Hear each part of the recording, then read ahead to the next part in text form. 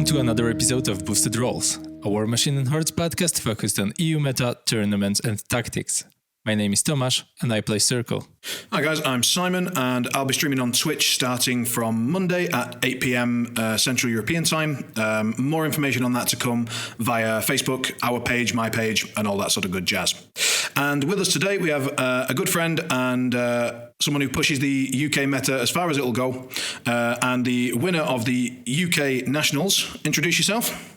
Hello everyone, my name's Mark. You may remember me from introducing myself as a cunt on the England Knights at Lund episode.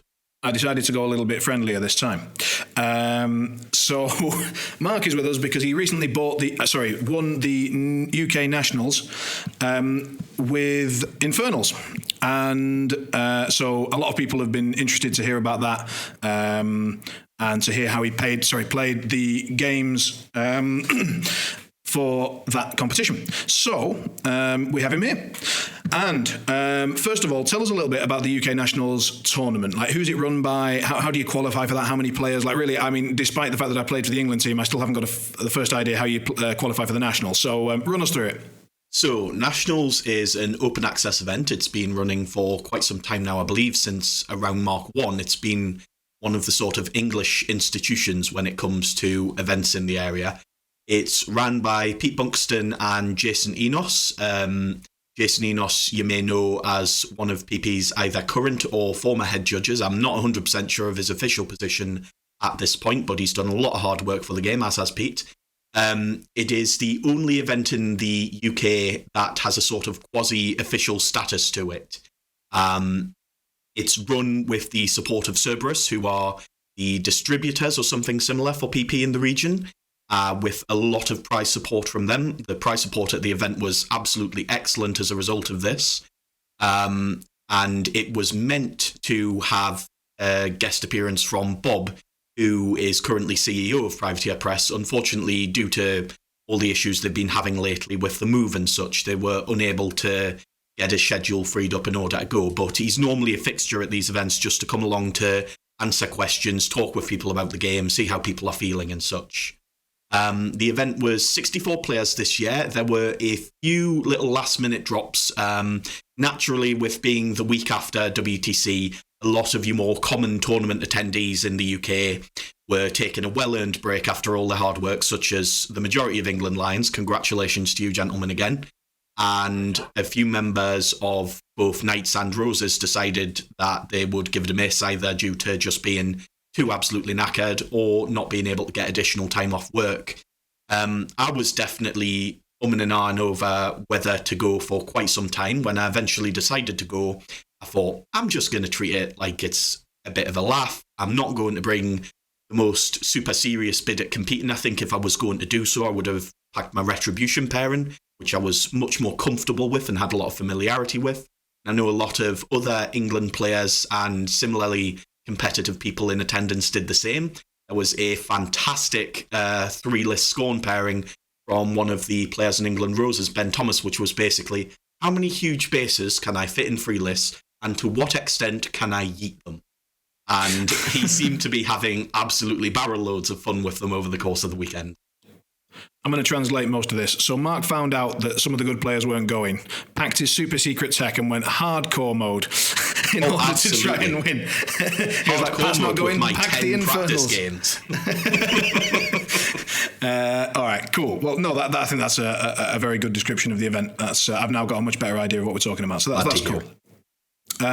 So speaking of practice games, what was your prep for the event? Like, did you literally get 10 games in, or how much prep are we talking about here? Honestly, mate, I just whacked some lube up my arse and prepared to get fucked. I'd had no practice at all. There were maybe 10 games. Let me just pop my Iron Grudge open here. There were some games that I did while Ben from my team was painting up my rep for me. I just had those for a laugh. I think I lost pretty much all of those. And then there were some games at my house in which I played some Zaateroth just to get the team acquainted with her. And I lost all of those as well. And then I played some games in the week leading up to Nationals, which I actually managed to win some of. So as you can imagine, not the most regimented of practice going into it. bit scattered about, more informed by what models I physically had access to than any kind of cohesive list building plan. I think that Speaking definitely... of which, again? Speaking of which, what were you hampered by what models are released, what models you could find in the shops you have access to, or something more than that? I mean, as we'll go into, I don't think what was on the release schedule was an issue for me because I managed to do a win anyway, but what was actually physically released was, not physically released, rather, what I mean to say is physically available was definitely a factor. So I've had an Omodemos and 4 Tormentors on order for quite some time, and they still haven't arrived. They're about as rare as clockatrices in the UK at the moment, apparently. And that ended up with me not having a third list for the event. Okay. So it's a triad event. It is indeed a triad event. Apologies, I should have mentioned that. I should have got that from the Scorn 3 list thing. I just didn't put it together. Right, okay, so a triad event. Okay. I have a question. Have you played anyone from those that you had practice games during the event? I don't believe so. Let me just do a quick check here. I don't think that I did, no, Tomasz. All right. So how much time did you spend? So on those preparation games, we're estimating somewhere between 8 and 10 games. Let's say that those games last for an hour and a half average. So we're looking at 15 hours prep time approximately. How much time did you spend painting that list? I didn't end up managing to get the whole list fully painted, unfortunately, but I think I would have spent about an equivalent amount of time on it. I was trying to paint it before WTC just as a way to relax, because we had the whole week at the villa where we were just going to be playing games, and then the weekend itself. I wanted to do something that was not playing War Machine, which is quite rare in my life in general, so it was nice to just sit down with a paintbrush and bash out some truly awful-looking models. By awful-looking models, you mean the paint job, or you mean that you don't like the actual I sculpts? 100% mean the paint job, Simon. The Infernal sculpts are pretty much universally absolutely lovely models, except to assemble. Soulstalkers can go fuck themselves. Don't at me. I was going to have to disagree with you if you were going along the models line, because I really thought the Infernals models are fantastic. Absolutely. If I was still in the game, they're incredibly attractive. Squirty Boy is a particular favourite. Squirty Boy, Fisty Boy. Yeah, Fisty Boy. Yeah. All right. So, do you regret at all the lack of practice going in, or when you said that you were really taking it chilled, was that really the case? Or I mean, it was still the UK Nationals, right? I mean, it's still you are now the UK Master as a result of winning those games. That's got to hold some sort of relevance, no? So, don't get me wrong. I was not speaking in a way to mean that I didn't respect the prestige that winning the event would bring. I do definitely feel much happier for having won it, especially because I now have a spot in the EU Masters, plugged for Boosted Con. You should definitely go. It's really cheap and it's going to be really cool. But you can't see the finger guns that I was making while I said that, but they should be implied. They're very important to the content of my message. Anyway, so I suppose I misspoke. I was taking it about as chill as I can generally be expected to. For those who don't know me, I play about as much War Machine as it is physically possible to play without your heart giving out, and it came kind of close during the end of day one of Nationals. So when I say relaxing, I mean not actively psychotic, not normal human relaxation. Right. Well, I feel more relaxed now because I was going to have to worry about you otherwise. And I do love the fact that you, as the guest, were the person to plug Boosted Con rather than us, who are sponsors of the event. That's fantastic. That's not a problem, mate. I will happily plug anybody and everybody who I think is going to put on a good show, and I definitely think that Boosted Con is going to be one. Right, and we're definitely not going to edit you saying I will plug anybody and just leave it there. I mean, sorry, to make that clear, I will also plug anybody, form an orderly queue. Yeah. There you go. Saved you a bit of editing work, Tomasz. So you said that Omodemos didn't arrive on time for this event and that it was a triad, so who was the second master? Because Agathon wasn't available for this event? No, Agathon was available for this tournament, so my pairing ended up being Zaateroth and Agathon. There was a possibility of me taking a Hearts of Darkness list, which I'm sure we'll go into in more detail later, but that was also stymied by me not wanting to loan a million models, and frankly, just wanting to play Dark Legacy because it was models that I had painted that I wanted to put on the table. Sure. I think that's... Well, all right. Well, that leads me directly onto what I was going to ask anyway, so let's just do it. What are your thoughts on Hearts of Darkness as a concept? I've been pretty vocal against it, but there are many people who have a lot of different thoughts, much more positive than mine, on cross-faction coolness, on themes driven by fluff rather than by game design, and as a theme in general. What are your thoughts on Hearts of Darkness as a concept? Well, I'm going to have to disagree with you on the idea that it's a theme driven by fluff. I think that's how it was marketed.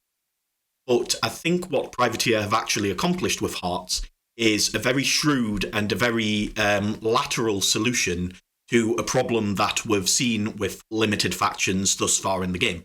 So if you look at Convergence, Grimkin, and Crucible Guard, they have had to be supported in the standard method of Privateer release, where either in the case of Grimkin, you get a full CID or some additional releases coming out, as in the case of Bump, or in the case of Crucible Guard, where you get whatever new Merc options come out, and that's pretty much it.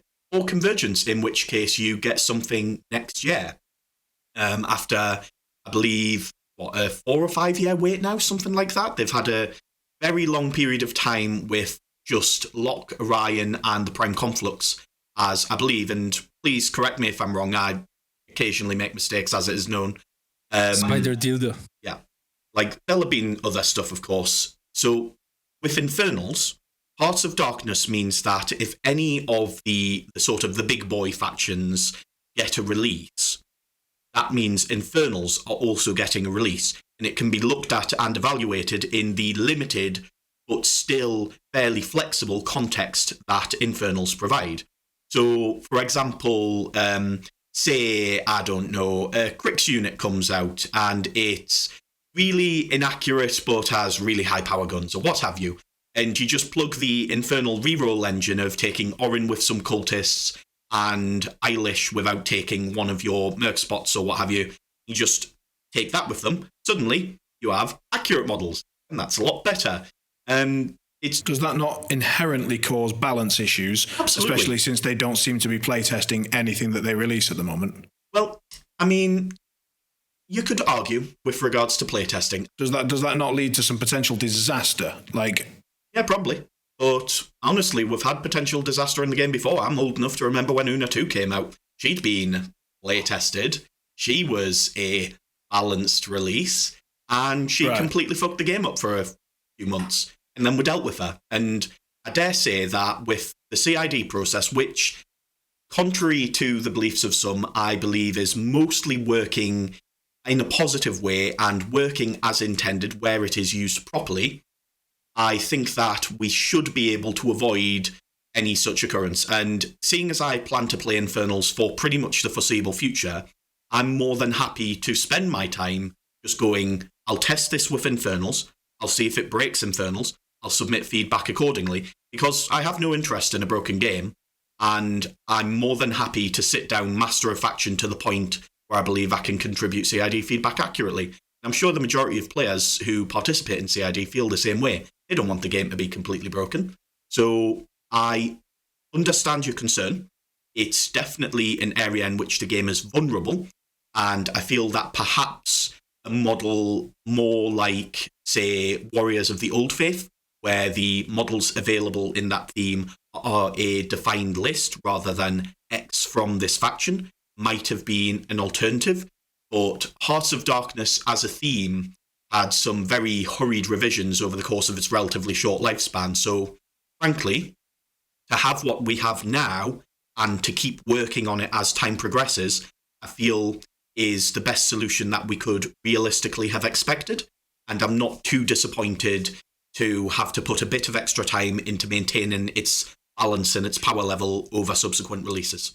Okay, and how, as a follow-up, how do you feel about having only 3 masters as a result of this, and I personally would describe it as just a laziness, that they just didn't have time or didn't have resources to release enough masters, and so they said, "Oh crap, let's throw in this Hearts of Darkness thing so we don't have to actually do our job."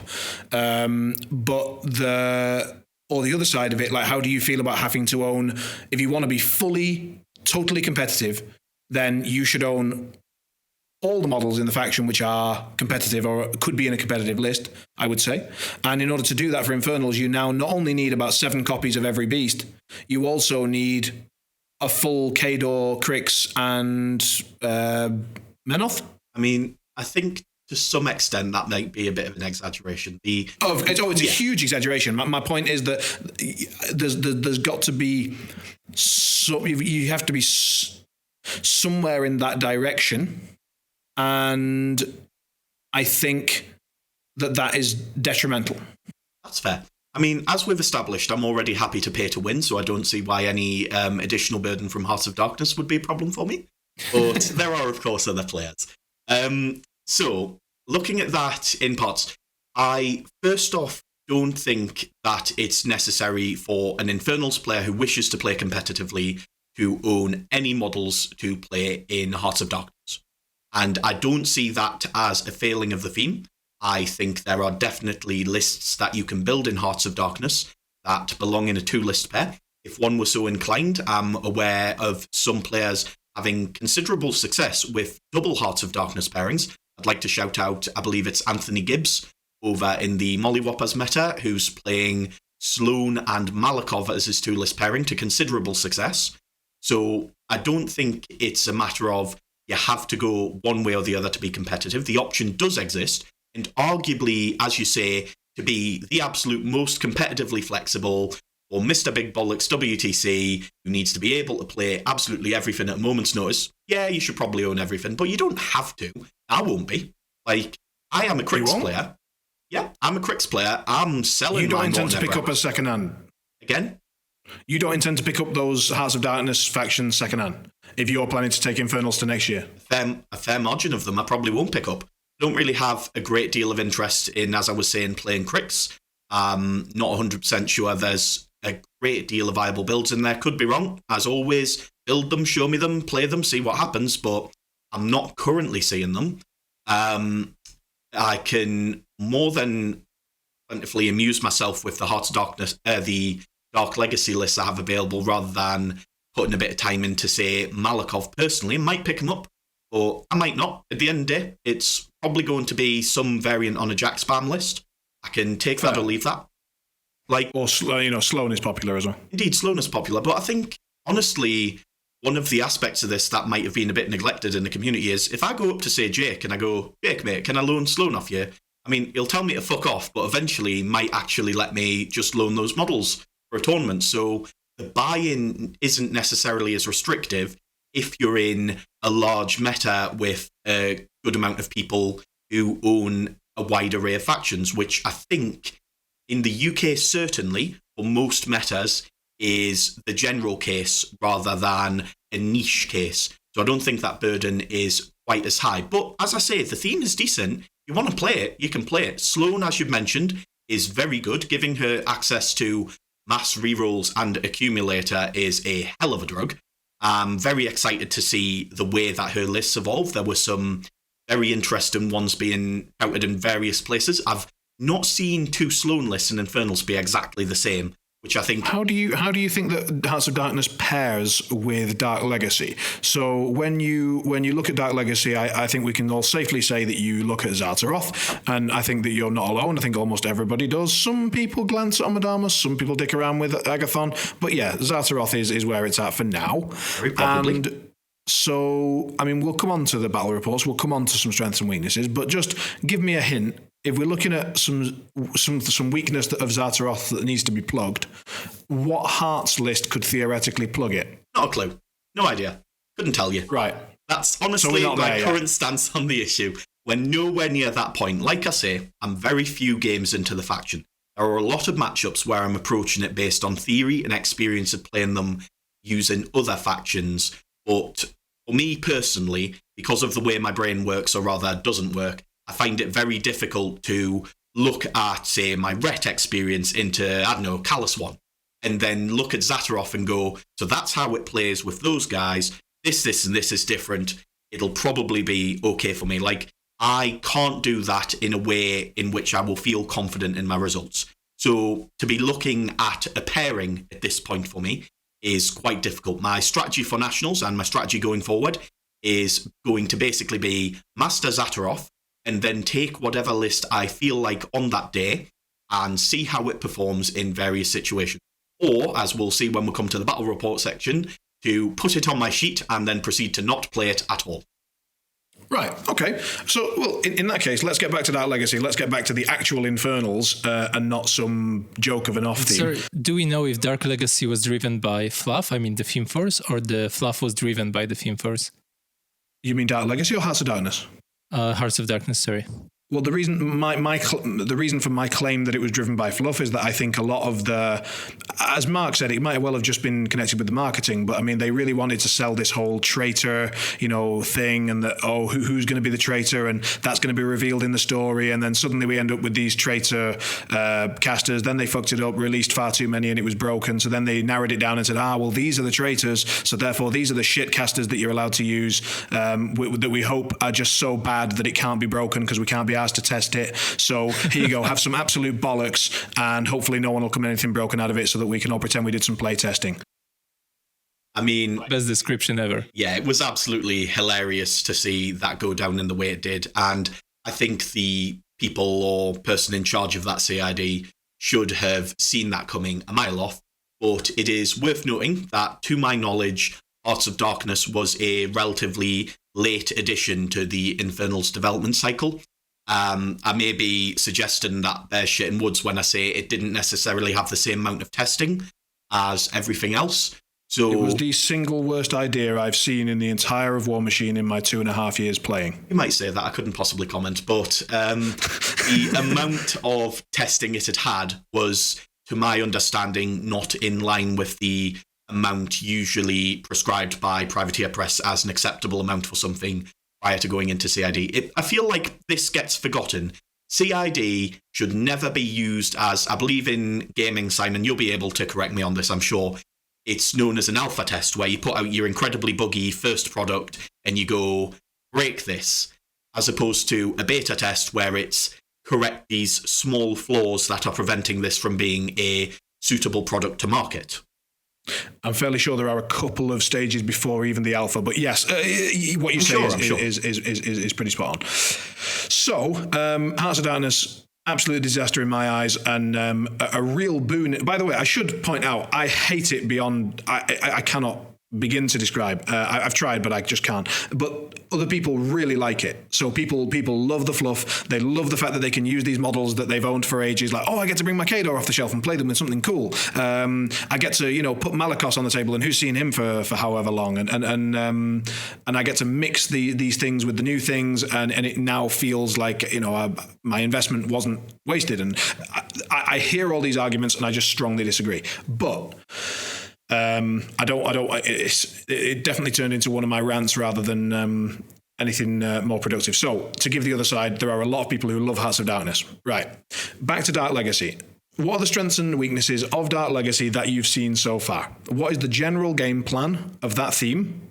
And how does it end up working out on the table? I mean, in the CID process, it was sort of just summon a horror every turn and then you win. So I'm presuming they fixed that a bit and that it's now something else. Tell me what's going on. Okay, so, I mean, referring back to the show notes I've got in front of me, it just says, summon 7 horrors, win, ? I think you can just get rid of the question mark. I think we all know that if you summon 7 horrors, you're going to win the game.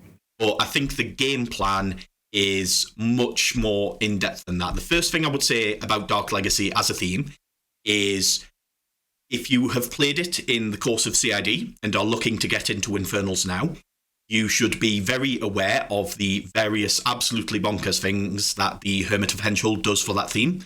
Besides bringing the average armor swing in the theme up to a 4 swing, where you have a spray off the Desolator to reduce armor by 2, and then whatever tool your caster is bringing, be it Scything Touch, Curse of Shadows, or Synergy, you now have Master of Ruin from Whispers at the Gate, or whatever the ability's called on the card, to add to that as well on a hermit that can reposition, because he's, of course, partisan, infernal, and benefits from Dark Legacy theme benefit.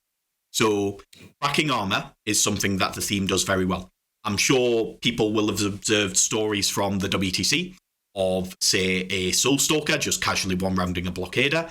I myself have had a Desolator stand in front of Adjudicator with Hand of Fate on it, have it unload into said Desolator, have said Desolator survive, and then just casually one-round the Adjudicator right back. Cracking single armored targets in Dark Legacy is a big strength of the theme. Besides that, I mean, the flexibility that summoning brings to the matchup process, first off, and second off, just the general turn-to-turn game plan cannot be underestimated. So, I mean, for example, if it can be as simple as, if I'm seeing something with a lot of infantry, I'm going to keep summoning Desolators. If I'm seeing something with a lot of long threat range pieces, I'm going to put some Soulstalkers down, I'm going to out-threat them. Or if there's a bunch of souls I can easily hoover up in melee, if I want to crack some hard targets or present some bamboozle pressure with countercharge, I'm going to bring me some Tormentors. And I'm going to vary the mix of heavies that I bring in response to the game plan that my opponent is trying to execute. So, for example, if I see them looking to execute a big scenario play, you're like, cool, there's a Tormentor. Excuse me, now you have to deal with countercharge. They're going to rush away with infantry. I'm going to summon a Desolator. There's now a Scather in front of all these charge lanes that you thought you had. Now you don't have them anymore. If there's a lot of guns that don't have a good solution to stealth, it's like, cool, Soulstalkers. You might have a solution to Long Shadows. You might have a solution to Umbrals. You got a solution to stealth as well. So the problem that Dark Legacy can present to an opponent is something that can shift over the course of a game quite quickly based on both the list that they're bringing and the plan that they're trying to execute. It's a very flexible theme force in that regard. It sounds like the well on steroids, right? I mean, you can basically, with the well, you can take maybe some single tech pieces. By the well, I mean the Well of Orbrus in Circle, where you can take out a solo from your list that maybe you don't need in every game, because on the games where you need it, you bring it in from the well, and on the games when you don't, you can bring in just a high-value piece or a different tech piece that you might need. And what we're saying effectively is that in Infernals, you can do the same thing. Tomasz, how often would you say do you bring in different solos from the well? Which solos do you tend to bring in most often? And what percentage of those are you bringing in each one?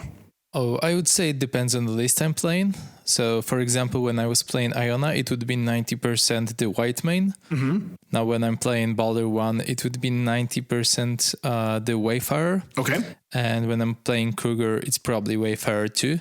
So I would say there's a solo set 90% of the time that I take, and the 9% of the time it would be Gallows Grove. Right. And the 1% would be the solo that I want for specific matchup.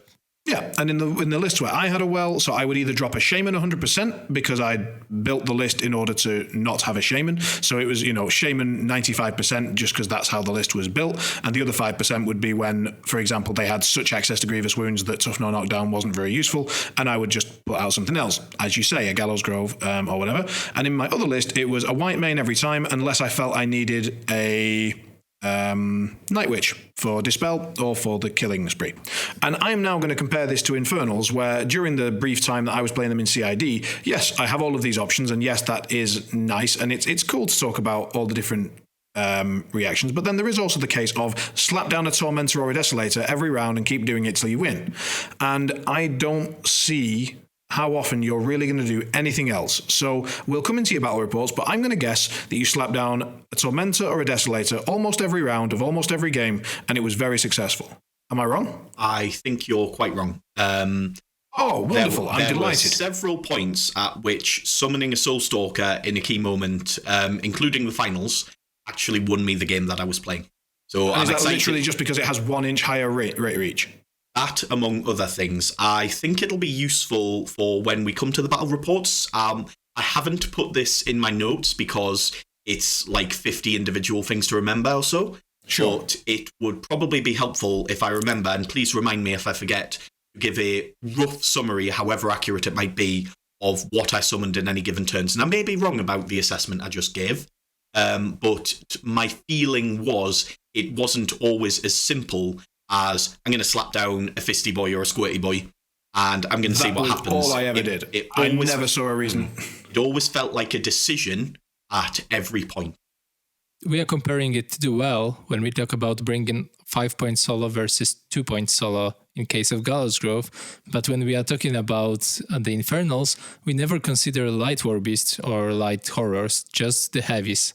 I think that's a topic we'll get to when we come to discussing future releases, because I think it's going to be important to talk about that in the context of Regna, who... Regna's important. She's an important piece of the decision-making process with regards to whether to summon a light or a heavy horror. I was honestly impressed that you won without Regna. Anyway, we'll come to her. All right, I've got a little note here, which is just a segue question, if you like. So, if you were going into the WTC tomorrow, you knew everything you knew about Infernals, and you'd had the chance to actually playtest them. Is your opinion that they're strong enough to take to WTC? Are they a WTC-worthy faction? So, to expand on that question a bit, the assumptions I'm going to make before I answer are that everything that full release full faction release. Oh, full faction release. Yes. If I had enough time to playtest them, it is very likely I would have taken them to WTC. However, I can't stress enough that full playtesting time is a matter of hundreds of games. For you and me, we play a hell of a lot of games before we consider something tested. Yeah, exactly. But for a lot of people, yeah. So I think it's definitely a question where the answer is at best academic, because with the nature of PP's release schedule, any new or limited faction that gets a release in the sort of middle of the year around lock and load, when PP tends to want to schedule their big year-defining releases around, if I'm trying to build a faction based on what's available by WTC and how much practice I've been able to get, it's not going to happen. But in answer to the specific question, if everything had been available and I'd had time to practice it all, I definitely think that Infernals are broadly in a stronger place than Retribution, and would have been at the time of WTC as well, had full releases been available. However, I'm speaking from the perspective of not having tested everything yet.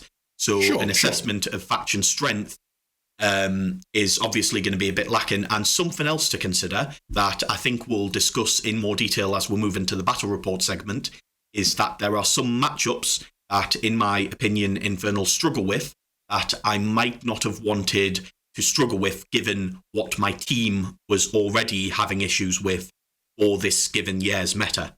So to compound that with Infernals to be avoided in along the same line. Gotcha. No, I understand. You want to avoid multiple dodges of the same thing, and if Infernal's dodges match up with the current dodge, that's a problem. Yeah, but more succinctly than I could manage. Thank you. So if we talk about new releases, we talked about the release schedule. I've got a couple of things here. So which of the new releases are needed to bring the faction up to the strength that we're discussing, this sort of high-level competitive strength? We talked about Regna. I'm pretty sure she's on the list. Who else is not released currently and is needed, in your opinion, to make them as strong as they could be? So I think Brigitte is going to turn on a lot of plays and also help Omodamos quite significantly. By virtue of effectively being a costless summon in a given turn, and also providing harmonious exaltation pretty much every turn. I think it's quite rare, given the spells that are on the Infernal Masters cards, that Spell Slave is going to come up for a huge amount of use, but there will of course be niche cases where you do use it.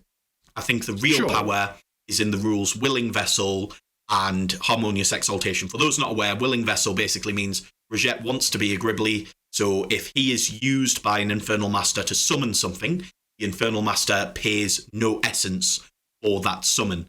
So it means that, say, for the example of Zaateroth, if there's a turn where she wants to swap Scything Touch and upkeep Rites of Torment and throw out, say, a boosted Rebuke or a Black Spot or what have you, or even a Stygian to try and blind a Battle Engine or something similar, by virtue of using Reject to get that free summon, you no longer have to make the decision as to whether it is optimal to summon in that given turn, whether it's the best use of your resources, because you aren't using resources to do that any longer.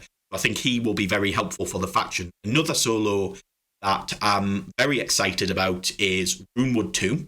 I'm not sure whether he is faction-definingly powerful. I have had absolutely What was he called in the CID? He was called Mordecai, Master at Arms in the CID. Right, yeah, okay. So, looking at him, he has a lot of very nice rules. I get a constant badgering from someone who shall remain nameless about the strength of Anastasia being partly predicated off her having +1 to the starting roll. So, I've learned through experience not to undervalue that ability. If you don't have Anastasia, you're doing it wrong. God, not this fucking shit again. Ben, you're fucking wrong. Anastasia's garbage, worthless. Worst girl. Anyway. Best girl. Leaving that aside. Also include. Leaving that aside. So there's 3 battle plan sort of effects on this card that I think are very, very good individually. Does he cost 3 points? He costs 5 points. Anastasia's 3. Yeah, I know, but you're shit. Anyway, right. if you keep going with this, Simon, I'm going to fly over there and I'm going to shove this mic so far up your arse. Anyway, the battle plans on Runewood card are very, very good. I'm not sure what impact they're going to have turn to turn, depending on whether he gets used for a summon or not. So I'm not sure if he's worth 5 points, because that 5 points could be making it easier for me to get more cultists in, or a min unit of Grievers just to fly around being a little recursion tar pit. But that's what testing is for. So I'm sure he will get a lot of play. And here's the bit that might be quite nice for you. The other solos that are yet to be released, Eilish 2 and Nicaea, who you might know as Gideon Asher and Kezia Brand. Oh, okay, yep. Thank you, because I genuinely do need those, the CID names. Of course, my friend, of course. So I am not their biggest fan. No, I thought Kezia was dreadful when she was in the. It's not just Kezia, you know. CID. I'm not a fan of Eilish 2 either. So I didn't take him. I used to slap him in lists because I couldn't think of something else. Yeah. But whenever I found that I had a list where I wanted to give it any sort of direction, he almost never provided that direction, and I wanted to put those points elsewhere. So for me, when it comes to Eilish 2, I'm of the opinion that Eilish 1 in testing so far has proven to be more of a flexible solo for a few reasons.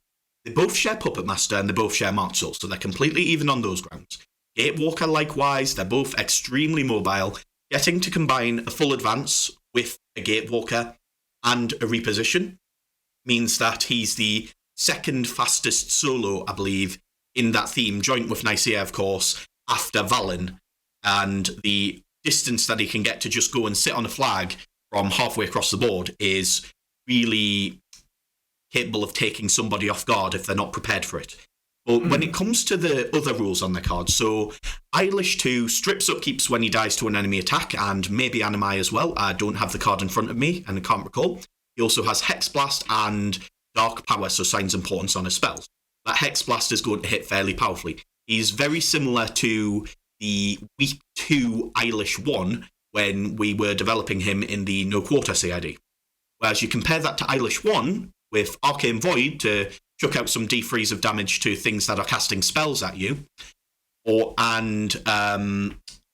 the other one? Disbinding or Unbinding, where you just remove an upkeep from whatever is within 5 inches and the spellcaster of said upkeep takes D3. Now, I'm of the opinion that Unbinding or Disbinding is much more of a workable rule than, say, Hex Blast, because a lot of the time in this metagame, things have protection against spells. There are some very scary offensive spells out there these days, so pieces like Orin Midwinter or the Supreme Guardian or Assyria, things that have Arcane Vortex and are capable of blocking offensive dispels, don't have the same level of power against Eilish 1.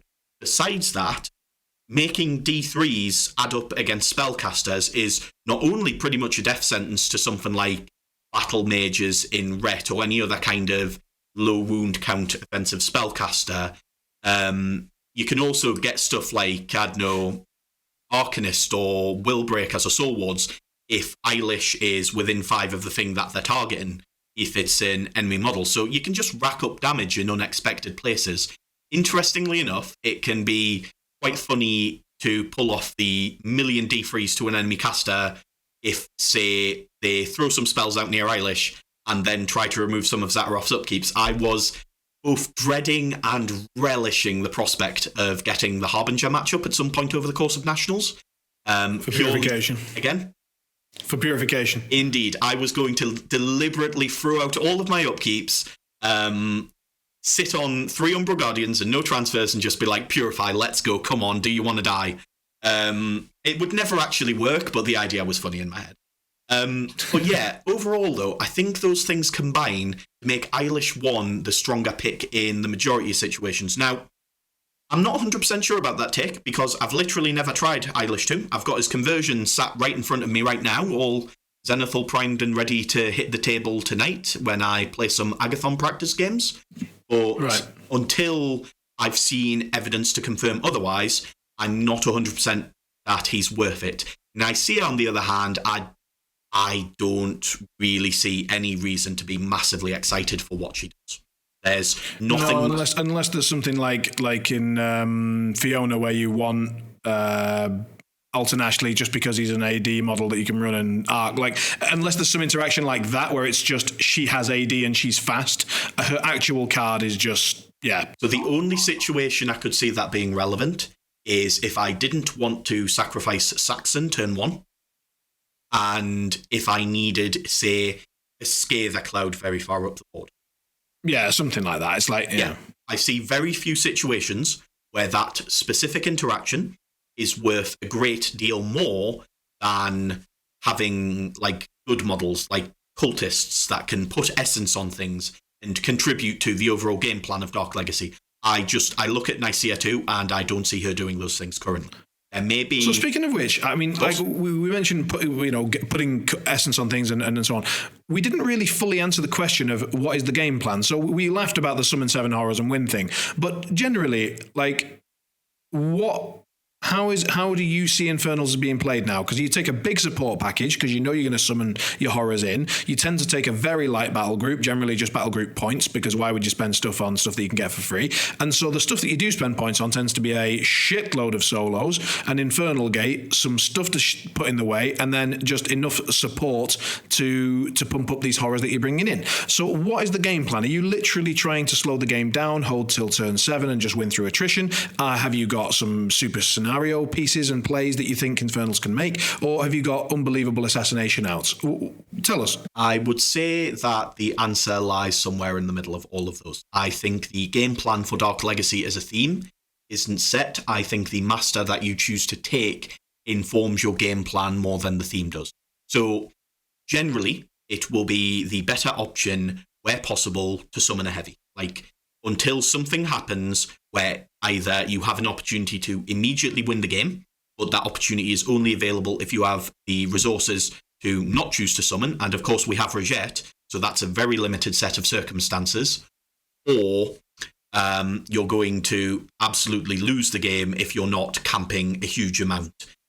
So you generally want to summon every turn, but the way in which you win by doing that, I think, varies very substantially by caster. So let's break it down by the 3.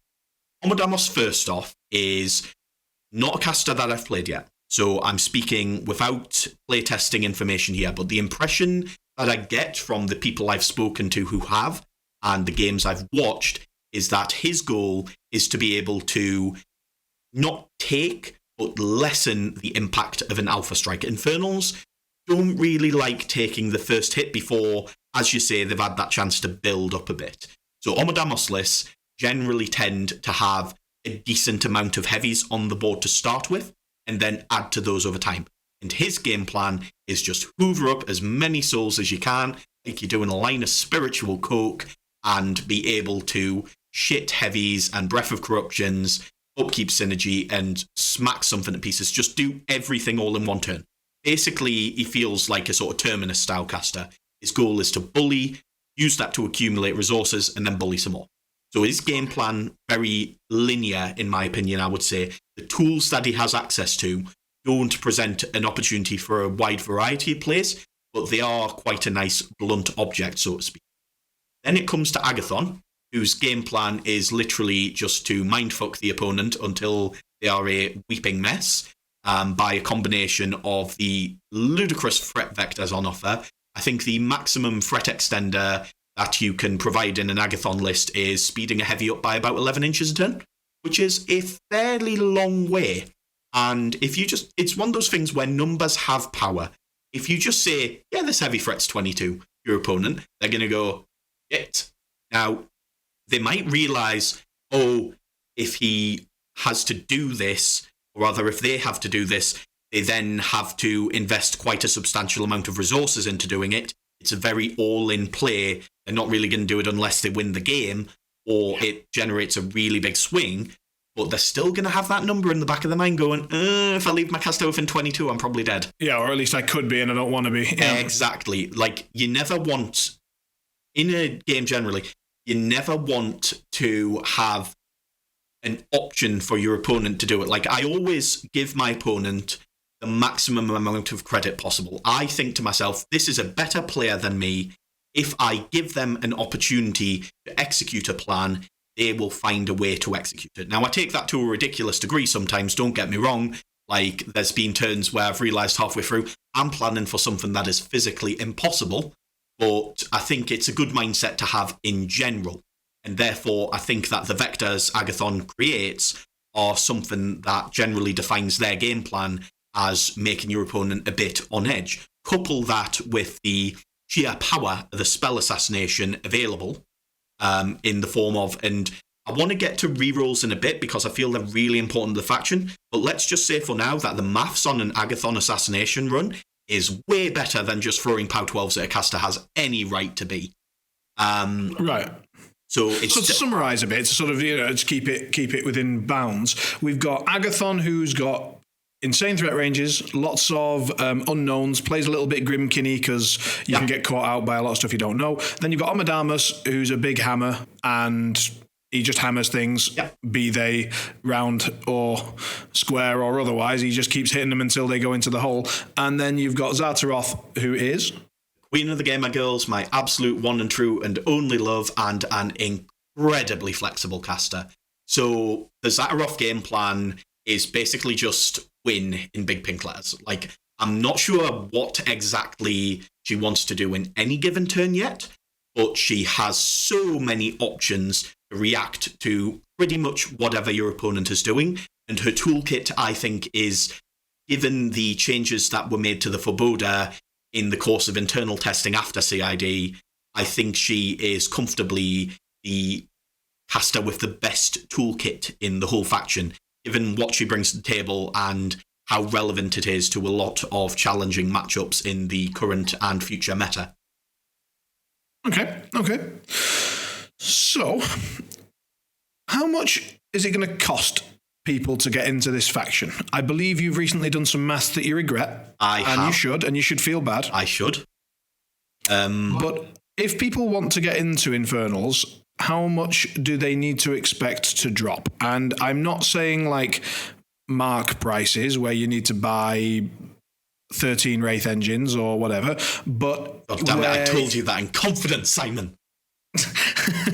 But where, you buy a reasonable amount. So let's say 3 to 4 of your big heavies, a couple of each of your, a moderate amount of models for the faction. What's your total drop?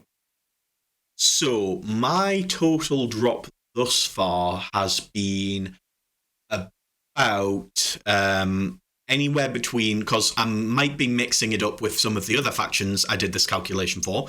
It's anywhere between $800 and $1,000. Now that's at full PP MSRP, I believe. So there will of course be store discounts in there, store credit winnings from various tournaments that I've just dumped into Infernals. But it's $800 thereabouts. So about €725 for anyone who can't be asked doing the exchange conversion. rate. Yeah, fair enough. So it's a pretty expensive faction just by the nature of how it plays and the fact that the Infernal Gate is, I believe, a very important model that you wish to take in pretty much all Dark Legacy lists, and there may be a couple of Hearts of Darkness lists that want one. So it does have a pretty significant dollar cost attached to it. It's a sad, but that's the nature of a hobby to some extent. It's expensive. Infernals are a faction that have a fair few resin models in them And that shit's expensive. What's metal? Again? What is metal? Good question. See, the thing is, that answer varies depending on where you're from, because, of course, for our American listeners, stuff will be resin, like the Umbro Guardians, for example. In American blisters and in the army boxes, you can generally tell whether something's going to be resin in America, because it'll be resin in the army box. They get shipped straight over. So the Umbro Guardians in those are resin. And the Umbro Guardians that you get in, say, a blister pack are metal. Okay. So it really depends on how you invest in the faction. Some stuff like the horrors are blister packs but have resin in them, same with Valen. I think that contributes a bit to the expense. Honestly, the main thing that makes the faction as expensive as it is the fact that Desolators and Tormentors were not produced as a dual kit, which I believe was the original intention from comments made by privateer staffers, and that changed at some point in the production process, which I feel was very unfortunate, because if there's any faction that probably should have had that option available to them, it's Infernals, I think. So that sounds like a fucking travesty. I mean, Privateer, as I think we all know, has had some difficult times over the past few months, right? Like, it's happened. And I think we can all accept to some extent that in order for the business to stay going and to keep doing what we all love and we're all here for, there's a few compromises that have had to be made. Like, we don't get everything at a massive pace on the release schedule. Stuff like the move to new offices in Seattle is delaying a few releases on the release schedule. Like, at the end of the day, it's a business. Sometimes compromises have to be made in order to get the product to us in the way that we're accustomed to. And sometimes the product just won't arrive in time. It happens. And I feel Tomasz, like... are you, sorry to cut you off there. Tomasz, are you similarly positive? Are you similarly understanding? Are you still with us?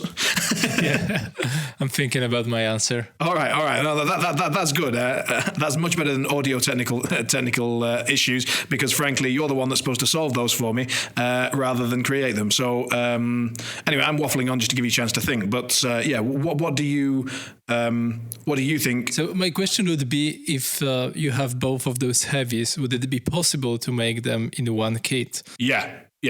So you absolutely could. I've unfortunately not had the opportunity to assemble a Tormentor yet, but from my observations of the models that I was able to loan for Nationals, they do share the majority of their parts with the Desolator. The arms, as you say, Tomasz, are different. There's also some carapace plates on the top of the Tormentor that go where the claws that sort of reach out from the top of the Desolator would normally fit. And I believe... Real talk, no one gives a damn and you just swap the arms, right? Yeah, exactly. Like, the thing is, though, to do that when blisters are available, like, you've already got two heavies. You might as well just assemble them as those heavies. So unless it's a multi-kit, the fact that the two heavies are compatible and share a lot of the same pieces is pretty much irrelevant, because if you've got those arms... Because they didn't sell them as a multi-kit. Exactly. Unless you do something... It literally should have been a body and two sets of arms, and everybody magnetizes them, and we all buy half as many heavies. Yeah. I guarantee there'll be a few people who do just that, but they'll do it by misusing the missing parts system and being like, oh, I'm missing my claws, and can you send me a replacement pair of Tormentor claws? Just for what it's worth, listeners, if you're thinking of doing that, don't be a dick, because those missing parts tickets inevitably get back to someone, so someone gets in trouble when a faulty one gets submitted. So I think, as much as it kind of sucks, and I wish they'd done it as a dual kit, we're just going to have to suck it up and accept that we're getting the heavies in this way.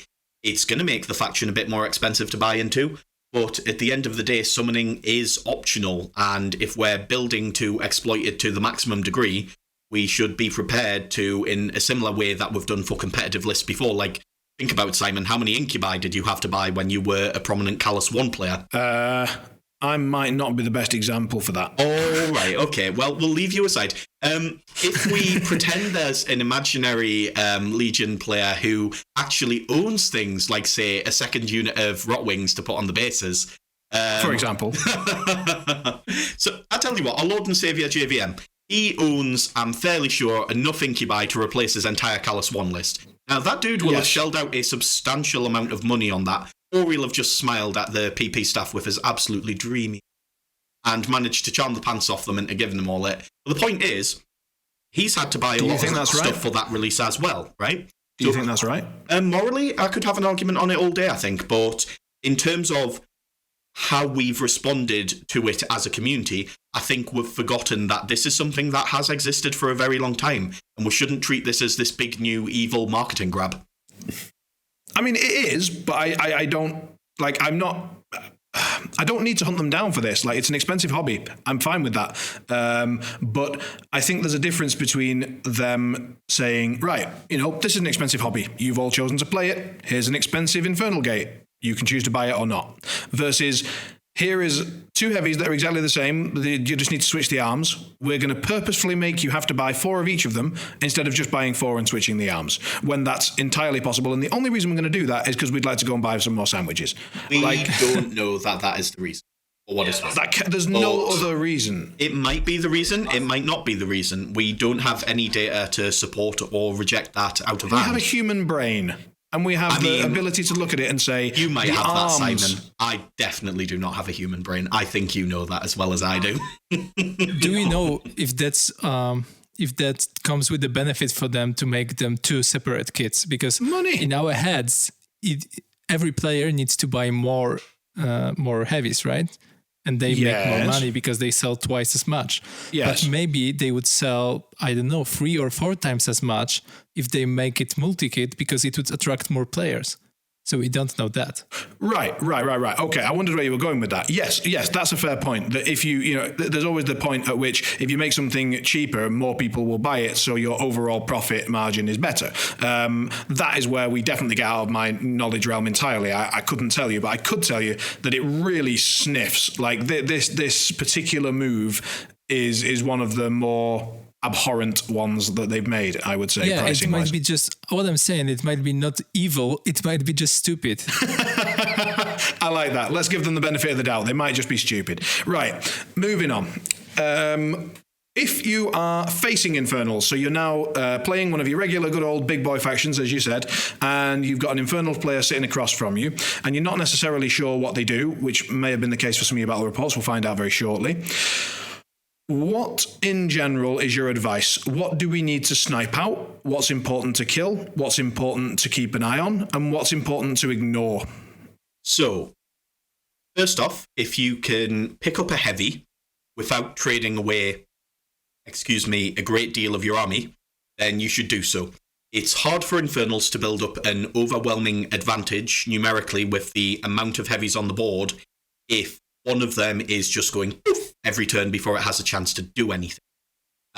Worth noting that if one removes the melee heavies primarily, it's a lot harder to get anything done with a melee heavy that you've just summoned than it is to do with a Desolator, because a Desolator can always benefit from, say, ancillary attack and black spot. So like that Desolator can make 1 to 2 sprays in any given turn that it comes in.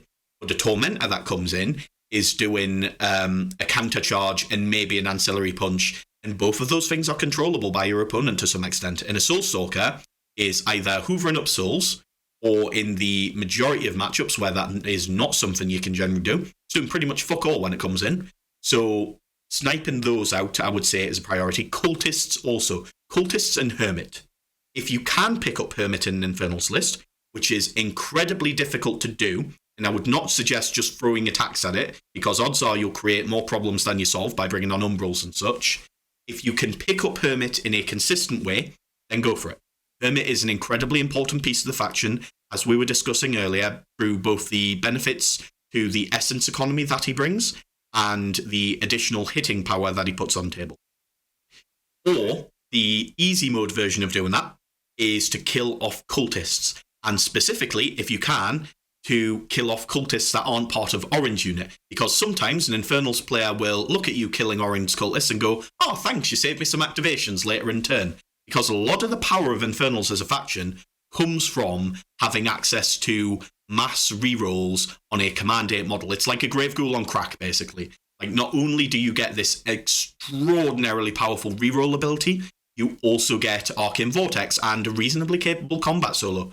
So if you can pick off cultists from the other units and do so safely, because of course you got Zaateroth reducing the range on them, or Agathon getting to cast a free spell the first time you kill one of them, or Omodamos just sitting there and being sad. Like, generally, killing off those peripheral cultists is one of the more annoying things you can do to an Infernals player. It's not crippling to the essence economy. You shouldn't think that you've won the game just because you've killed like 8 cultists or whatever, but it will definitely be very annoying, put them on the back foot, and force them to make some of the decisions that we were talking about a bit tougher. So when we were, for example, talking about how it's normally optimal to summon, sometimes you might have to go, is it worth me putting some essence on this heavy instead of summoning this turn? Worth noting as well that if you've just crippled an Infernals heavy quite heavily and it doesn't have a great number of cultists nearby it, that heavy's probably not doing a huge amount. You can live without having free charges from having the outer ring crippled, but if the inner ring is crippled and you're at -1 dice to hit, it's a bit annoying, and some Infernals heavies, when they're on very low boxes, it can be a bit dicey to get that inner ring functional again. Okay, so if you manage to clip out some cultists, then crippling heavy horrors is a good move. If you've not managed to cut out cultists, you've got to treat them like beasts, and you've just got to kill them, otherwise it's worthless. Pretty much. Something else you can do, and I think this will become more prominent as people start to learn more about how to play into Infernals, is to understand the way that the Infernals player wants the game to.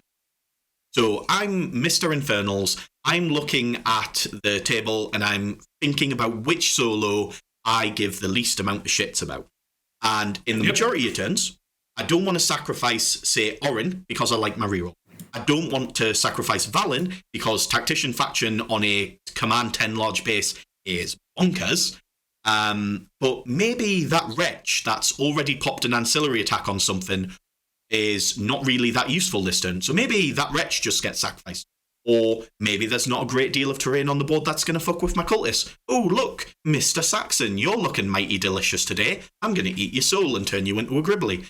Like, if you can pick off those solos, the ones that I'm not hugely invested in, before I get a chance to summon using them, I can still You've effectively killed a more important solo. Indeed, exactly. Like a solo that is, for example, a bit harder to access. Like if Eilish is hiding at the back, but you kill off a Wretch, I'm probably, like if I have to summon with Eilish that next turn, not only is he going to be struggling to get into a good position to summon off, not that that's particularly hard, because a solo you want to summon off can run and then the horror can walk. You can get those horrors places if you really want to. But nonetheless, you're getting an opportunity to remove Eilish from the board for subsequent turns that you wouldn't have had unless you had killed that less valuable solo. Now, that requires you to know which solo is going to be valuable in which matchup, and that's going to require practice, just like any other game. But it's worth saying that I think Infernals... Give me a rough rundown. Give me a top to bottom, most to least valuable solos. So what's going to happen... Of course, it's very matchup dependent. Let's ignore that for a minute. Yeah. Top to bottom. I mean, it's pretty hazy, I'm not going to lie, because you got to remember, I've not tried half of these solos, like Regna, Reject, Eilish 2, Runewood. I don't know when I want to sacrifice these guys, but I can tell you that I'm probably going to want to sacrifice Saxon and maybe some Wretches early doors. Wretches because I have redundancy by the fact that they're FA free. Saxon by virtue that he's generally a piece that depends on terrain as to whether I want to get rid of him or not. And they're both relatively low value solos that I'm not going to cry hugely if I don't have. Then after that, when you enter the sort of middle ground, I imagine it'd be the sort of mid-tier solos like Eilish, Reject, of course, and potentially Runewood that want to go away. I've reached points occasionally where I have looked at Valen and went, you're looking mighty tasty, Mr. Unicorn Boy. But that's very, very rare because of the strength of his abilities and his strength as a combat solo and a durable solo in general. He has generally, the times where I've sacrificed him, he's taken a fair bit of damage. He's probably going to die next turn anyway. Might as well get some value out of him. And I've never sacrificed Orin, and I would never want to. Orin is so key to Infernals being on the power level that they are at the moment, because rerolls on every play that you need to make with low count, high quality activations, which is what a heavies and support based list tends to play as its game plan, is super key. So I never really want to kill off Orin, and I've not found that I do that yet, but we'll see. Regna is probably going to be up there with the higher tier solos, but when I start running low on cultists, they start running low on guns, or I just don't need that extra light beast as much as I need a heavy, she might just get yeeted. Like, it's entirely possible she just goes. She's insanely good, don't get me wrong, but sometimes the needs of the heavy outweigh the needs of the solo. All right. So, I mean, yeah, it makes sense to me because it applies the same theory as if, for example, you're playing a normal game, not Infernals at all, and you notice that the opponent has one member of a Gobabello's crew within 12 inches of your flag. Well, you know that he's going to run that to contest, and if you kill that model, you effectively force him to run something more valuable to contest and thus sacrifice that piece. So, in a way, if you kill that Gobabello's crew, you might actually kill the light war beast that has to run instead. If he wants to not have you score on his turn, which is generally game-losingly bad. I agree, and that's basically what I was trying to drive at there. Good points raised. Yeah. I'm sort of reiterating what you said, and just sort of I was making it relatable more for myself than for you. I'm sure you've got a handle on it by now. So speaking of having a handle on it, you had 6 games, and you won all of them. Clearly, otherwise you wouldn't be here.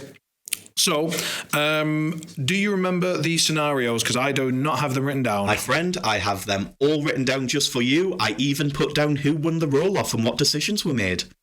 Christ almighty. I know, I've had days to prepare for this, mate. I've been very excited. So, would you like me to start off?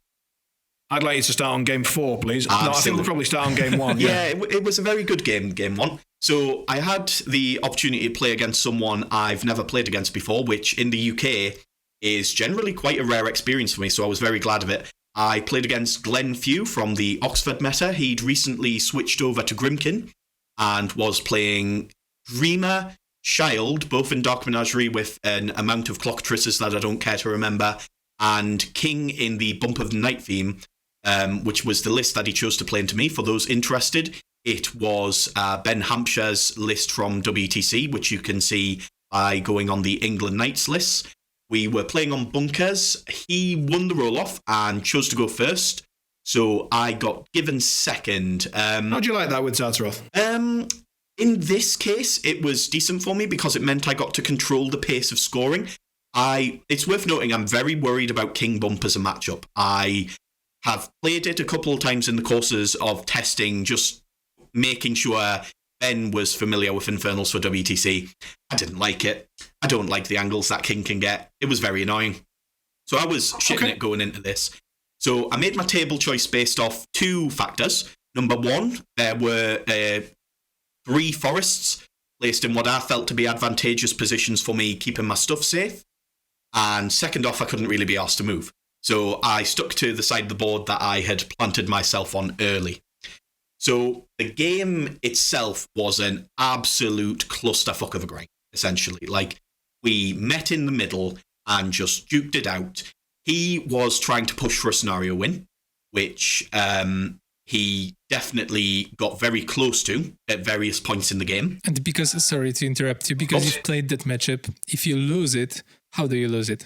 So I am of the opinion that I lose it if King gets to deliver too big of an alpha strike, which is why I felt that the forests were important in choosing my side, and if King gets to pull off too many shenanigans against my cultists. So again, hoping that the forests would keep me relatively safe there, by virtue of meaning that things couldn't get quite so far toward my key pieces, and so that some of them could benefit from concealment at appropriate times, etc. All right, and how King delivers alpha with 11-inch threats on clockatrices? So it's not the clockatrices that are generally delivering the alpha. It's, I suppose it's clockatrices spraying to some extent, depending on Umbral Guardian quantities, which did vary during testing. These weren't the same quantities as I'd been playing in my practice games as I was playing at Nationals. I think I had 3 in my list for Nationals and 1 or 2 when I was playing Zaateroth earlier. It's Nayslayers threatening 13 and me not being able to trade super efficiently in Infernals into spread out models without my guns working, which of course they don't against Snake Slayers. For the most part, you do of course have some players with Desolators, but a canny opponent will deny you good spray angles where you just spray something behind the Nayslayers by just putting the Nayslayers right wide on the board. And that was, again, part of the goal in picking the forest. There were two that were sort of on each side of the board, decently wide, protecting me from the Nayslayers just going all in. So the infantry portion of his list, so the Nayslayers, the Maldy Men, the Madcap, were sort of funneled a bit. The Clockatrices could go wherever they want, but I was able to tell roughly where the Nayslayers would go as soon as I saw the table. Anyway, so he's trying to stonk me out of scenario, just ram everything up, put me on the back foot, and make sure he gets 5 ahead before I get him on attrition with the normal Infernals game plan of just keep summoning until there's no models left on the other side. I, meanwhile, am trying to score the minimum amount possible in order to stay in the game until such a point as all his models are dead, I can even up scenario and win on APs. So there were a couple of key things which helped me win this game. The first off was that I managed to get Rebuke on the max unit of Nayslayers, bottom of turn 1, because of the Forebodar threat being so long. Incidentally, if you're building Zaateroth lists, I would always recommend starting with a Forebodar. You almost never want to summon one, and being able to arc her spells is extraordinarily powerful.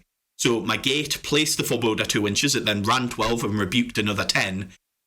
When you're starting 10 inches up the board, it's a lot of board space that thing covers, and Glenn just didn't anticipate having to use Feign Death on the first turn. So Rebuke went on them, and it stayed on them the whole game. And by the nature of Nayslayers, that made them completely fucking useless. So that was effectively 16 points taken off the board, bottom 1, which was fantastic.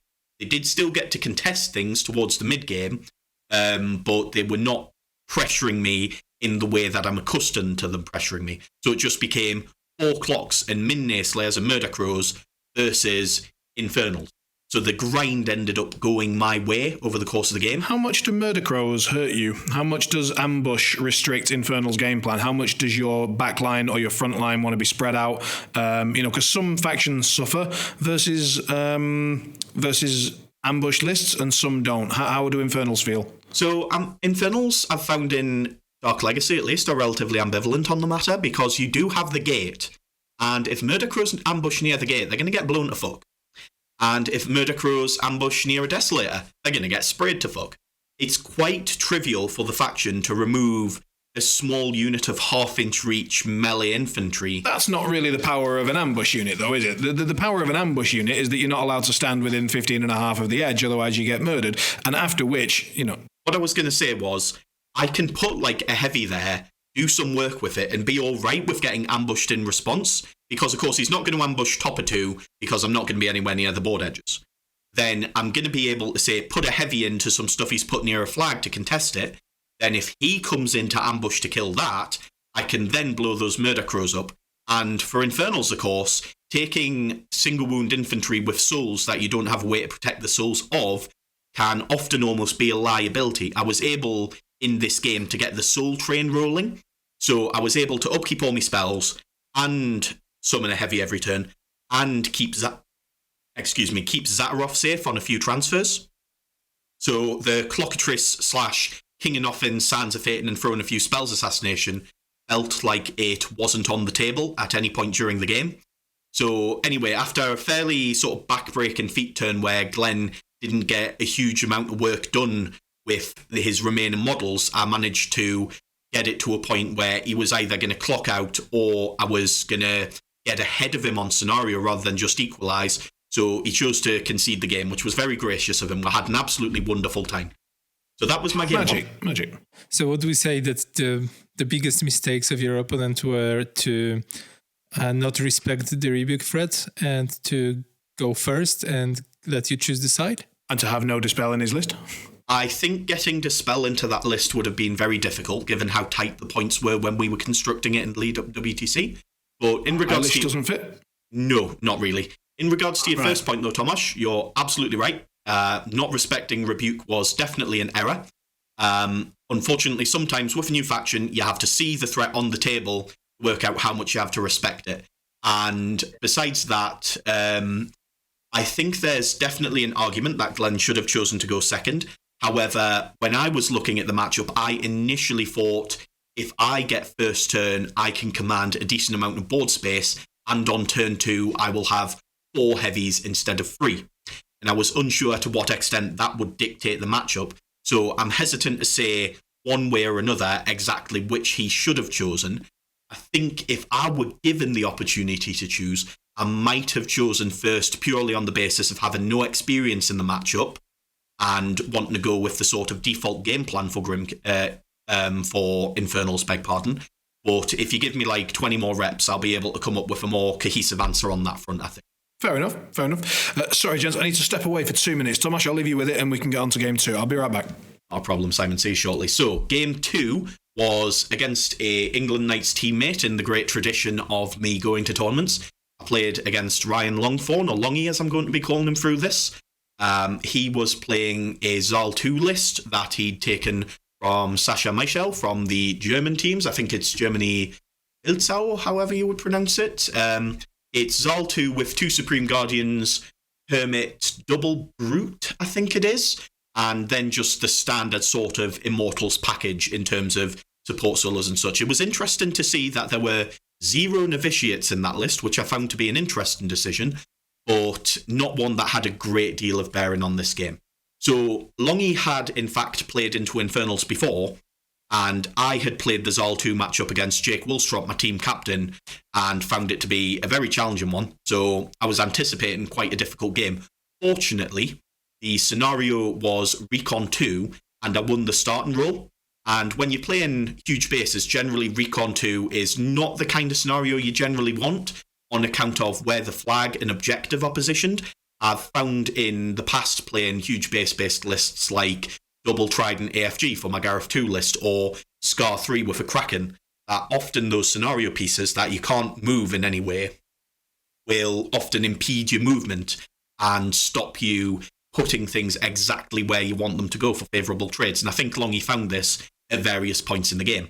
So there was a decision I made at deployment that I've taken a note on here. Deploy the gate so it can't get stonked. So that would be deploying the gate in such a way that the Supreme Guardian can't run 10 inches and then be in melee threat range of the gate in the subsequent turn. Because I wanted to keep my gate around as long as possible so that my heavies would be able to par threat range with a Supreme Guardian, even if I wasn't able to get a Rites of Torment, or rather, let's just call it Road to War, a Road to War trigger off. So, again, in this game, I managed to get a Rebuke off bottom of 1, despite the Immortals going very wide on the flank. There was just one that was outside of cover that I was able to get. It's worth noting that for most other factions, throwing off an unboosted Rebuke turn 1 would be quite dangerous. But in both of the games I've described so far, what I was able to do was go, I'm going to Puppet Master on Zaateroth turn 1, because there's no else I want to do, and I'm going to put a soul on Orin by killing a member of his unit, so that Zaateroth has access to double rerolls. So normally an unboosted 6 would be quite a concerning dice roll to have to rely on in order to execute a big play. So I'm just bringing Odds Machine up there to about a 70%. Now, if I've got double rerolls on that, it's about 98%. It becomes a lot more likely, and I've not had to commit a great deal of resources to doing it. And as I've been saying throughout the cast, I think that's a great strength of Infernals. If I pick my game plan in any given turn, I have the resources available in faction to execute that game plan without much issue. When I say without much issue, I rather mean without much issue with dice. There's not really a way that dice can go wrong for me. So because of that, he's under a substantial amount of pressure in the early turns. And instead of just trying to give me everything on feat turn and see what happens, because as we've mentioned, I do have a really big armor swing. I can in fact kill Supreme Guardians on feat turn if I absolutely have to. And now he doesn't have a unit of Immortals that he can put in front of them and screen with to make it even more difficult. He chooses to feat and castle up. So I managed to get some early scoring off, which is quite a nice thing to have against Zal 2, and is the reason that I chose to go second. He was also very respectful of the fact that I fret a very long way and could probably have got to him even with his sort of castle-y formation. But what I chose to do was just be conservative and just keep summoning, because next turn he won't have his feet up, everything will be at 5 less armor, and I'll have more resources on the board with which to kill his stuff with. So I have to start playing the grind out.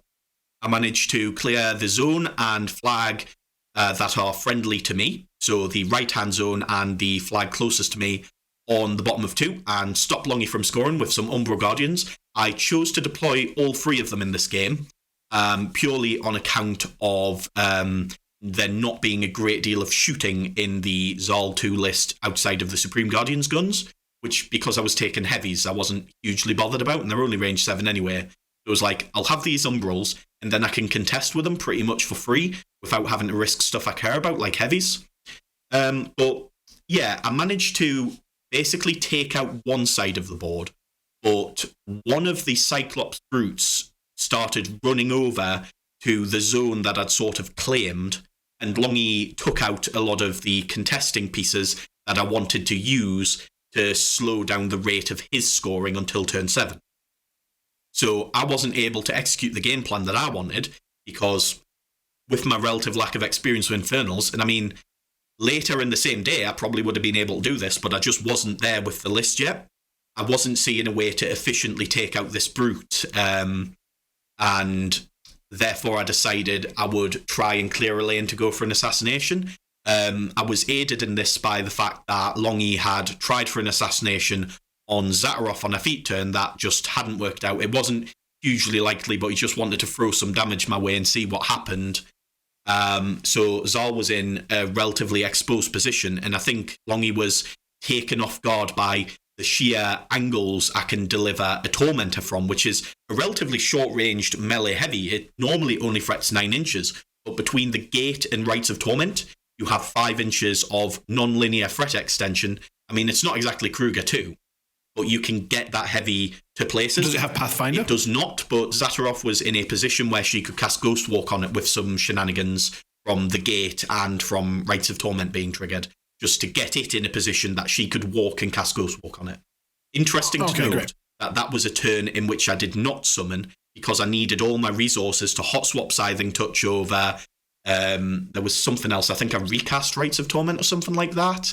There was it was healing. There was some drain on my resources that meant if I wished to execute the game plan that I went for, I needed to go all in for it. But I did go all in for it, and it did go off. It was a very likely assassination on account of him being on no transfers and me being at dice -1 after the Agonizer. No, dice +1. I'd also delivered Hermit, but no Desolator Spray. So I was able to kill Zal quite comfortably and move on to game 3. It's also just occurred to me now that I haven't really went through my summoning in the way that I would have liked to. I think I'll be able to do that in some of the later games, but the early games are a little bit hazy because I'm a bit of an idiot, so I apologise for that one. Anyway. No, don't worry about it. The thing I find interesting about the matchup with Zal 2, you said that you can kill a Supreme Guardian on his feat turn. Yeah. And what I didn't think about previously is that you can actually charge and you don't care about defensive strike, because even if you lose your other cycle, you are already charged for free, right? Exactly, Thomas, exactly. It makes Supreme Guardians a lot less completely unbeatable for my faction, as opposed to Circle, where, as we all know, 2 Supreme Guardians means you automatically lose. It's nice not being on the receiving end of that. Nice little old meme for you there, just bringing back the classics. Anyways, so game 3, I had the pleasure of playing against Chris Clare, who was he's sort of the Mark definition of a local, as in he plays in a meta that is within about 3 hours drive of me, and is therefore basically one of my locals, right? He was playing my Assyria list from WTC, paired with Ossian. I mean, that's my definition of a local as well. For you, I suppose it is too, mate. It's a bit rarer for people to see it that way back in England, though. So yeah, I mean, Tomasz is basically my local, and he's almost 5 hours away. Lucky you. Anyways, so he was playing my Assyria list from WTC, which is accessible on Conflict Chamber or the WTC homepage if you want to look it up. It's Assyria and Forges of War with double Trident, shockingly. A bunch of jacks, including Discordia, and some Nis Hunters, and a Marshalled Griffin, who is an absolute hero and should never not be taken, don't at me. He paired that with Ossian, I believe, in Defenders, and Ron, I want to say, in Forges. Now, it's interesting, with regards to our previous discussion, I was very concerned about getting Ron And then I just realised, as I was typing up the notes for this episode, and as we were talking about there, if he dropped Ron into me, because I have Eilish 1, the battle mages just die. So it's nowhere near as intimidating. And if you have an objective, then you have anchor on your caster and the whole plan falls to shit. I mean, yeah, that too, but I have literally never taken the anchor objective since Steamroller 19 came out, despite several matchups where it would have been useful. I just forget that it exists, frankly. Right. Every time against Kruger or against... No, against Kruger, I take Observatory. I shit you not. Remember, I'm not very clever. There's a reason I have to pay to win, Simon. So he chooses to drop Assyria into me. I think that's informed a lot by the nature of the table and the fact that Chris is a very good Assyria player and he's had a lot of practice with her, as opposed to the other two lists. Ossian, I think, was more of a recent innovation, and Ron, as we've just discussed, was not as workable as I thought. So it was King of the Hill, which is a pretty scary scenario for Infernals.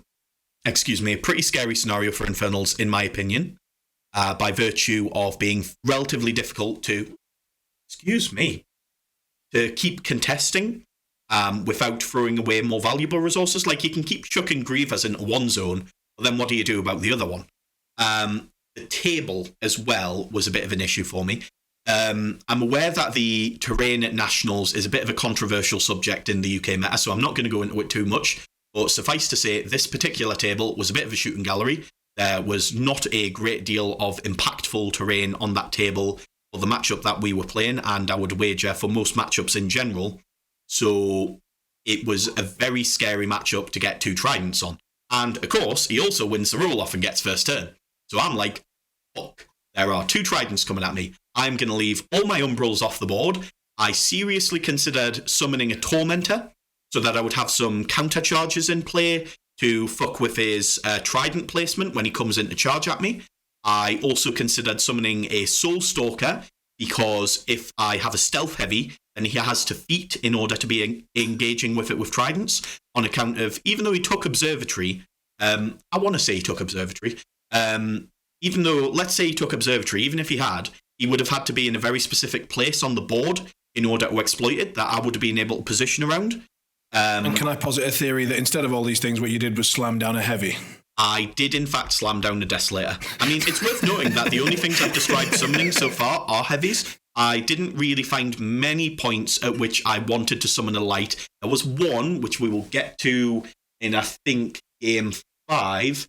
But anyway, leaving that aside, we ended up having a situation where I've got two Tridents barreling down on me. I've put a Squirty Boy, a Desolator down, and I'm like, right, he's going to come at me. He's going to kill one heavy, and I'm okay with that, because I know from experience of being on the receiving end of a Zaateroth list in finals at a locals previously, that they can, in fact, just casually obliterate two Tridents on the rebound.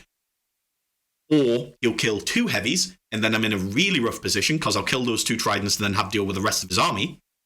But what he instead chooses to do is, I think, when we discussed this after the game, his impression was that it was a new faction that he didn't know much about. And he thought that the sensible decision to make, and I think with the benefit of hindsight, this was probably the right call based on his knowledge of Infernals, he chose to just try and assassinate me. I was camping 2. I was within shooting range of both Tridents if they charged my gate. And I had 3 Umbral Guardians off the table. So what he does is he charges at the gate, and after a bit of measuring, we'll find out that he can't get all 3 arcs of the Trident on Zaateroth and still be within 7 inches for the purposes of Long Shadows. Also, I'm Def 15. I haven't feated for this, but he's only Rat 6 without Shooting Gallery, so it's actually pretty difficult for him to hit me. So he's going to have to roll a lot of shots and get enough damage through that I can't just transfer everything, and ideally kill the Umbrals when they spawn, so that I don't get Shield Guard twice. So theoretically, does he get more than just 2 Tridents on you? No, he does not. So he gets 2 Tridents on you, and on average, they're going to roll 6 shots. So you're going to get 12 shots. Is he going to get both Tridents on you? He is going to get both, but to be clear, I did say he's not going to get all 3 arcs on the other one, so it will be closer to an average of 10 shots. 10 shots. So he's going to get 10 shots. You've got 2 camp and 3 Umbral Guardian. Is that correct? That is. So 5 of these shots are guaranteed to do fuck all. Indeed. So then he's got 5 shots with which he needs to hit 9s. Yep. And then he's dice off. He's dice off 3 because there's no decel. I didn't say this was a good assassination. I said I felt that given the justification he gave me after the game, which was, I don't know what your stuff does, but I'm an experienced Assyria player, and to me this looked like a viable assassination, which to me it would have either. Like, if I'd seen a caster like that wasn't Zaateroth, just sat on 2, within range of both tridents, it's like, cool, let's go, you're going to get blattered. And unfortunately in this specific case, because of the nature of my faction and the shooting preparation, and the fact that, you know, this was my list, I know what it does probably better than most people, if not anyone. So I'm aware of the angles that it can get, and I was comfortable with the decision that I'd made to position Zaateroth in that point and risk Chris deciding to go for the assassination at going off. Because, as I say, I felt that the scenario was very difficult for me. So if I could tempt him away from making those scenario plays, then I would be in a much more beneficial position going into the rest of the game. So that's fair. I mean, I understand both sides. I wanted to work out in my head the chances of that assassination, and the chances were bugger all. Yeah, like for the listeners at home, It was probably not a great assassination. It's hard to calc because there's a lot of conditional things depending on whether he manages to one-shot the Umbral Guardians, like whether he chooses to boost on them. I think there was a trident that wasn't guaranteed to be on 3 power tokens, and you have the sheer variability in the number of shots. But on average, yeah, it was probably a bad assassination. Sometimes people don't always do all the vast amount of maths required to work out whether the assassination is on or not for whatever definition of on they use in time. Yeah, people go by feeling. Yeah, people go by feeling, exactly. And that's fine. That's no problem. So he fails this assassination, indeed, and you murder him. No, it's nowhere near that simple. This ends up being quite a drag-out game. I don't think there were any assassinations that are pulled off over the course of the game, except for Game 2 and Game 5, which we'll get into later, but they all came quite late into the game. I'm, by the way, just going to move my recording setup here, as my laptop is running a little bit low on battery. So if you'll just bear with me for 2 seconds, I'm going to get my charger plugged in. I apologise, gentlemen. No problem at all. You go and you sort that out. So, Tomasz, while we're waiting, what's been your sort of initial thoughts on Infernals so far from what we've heard? Do they match up with what you expect, or does that not sort of match up with what you've heard or what you've seen? It's hard to say because so far Mark skipped the summoning part of his battle reports. This is something I'm the most interested to hear. How the economy works, how many heavies appear on the table. Other than that, it sounds pretty much like you would expect from a caster that has probably way too many spells and too many abilities. You feel like Zaateroth has some... I was going to say balance issues, but I mean...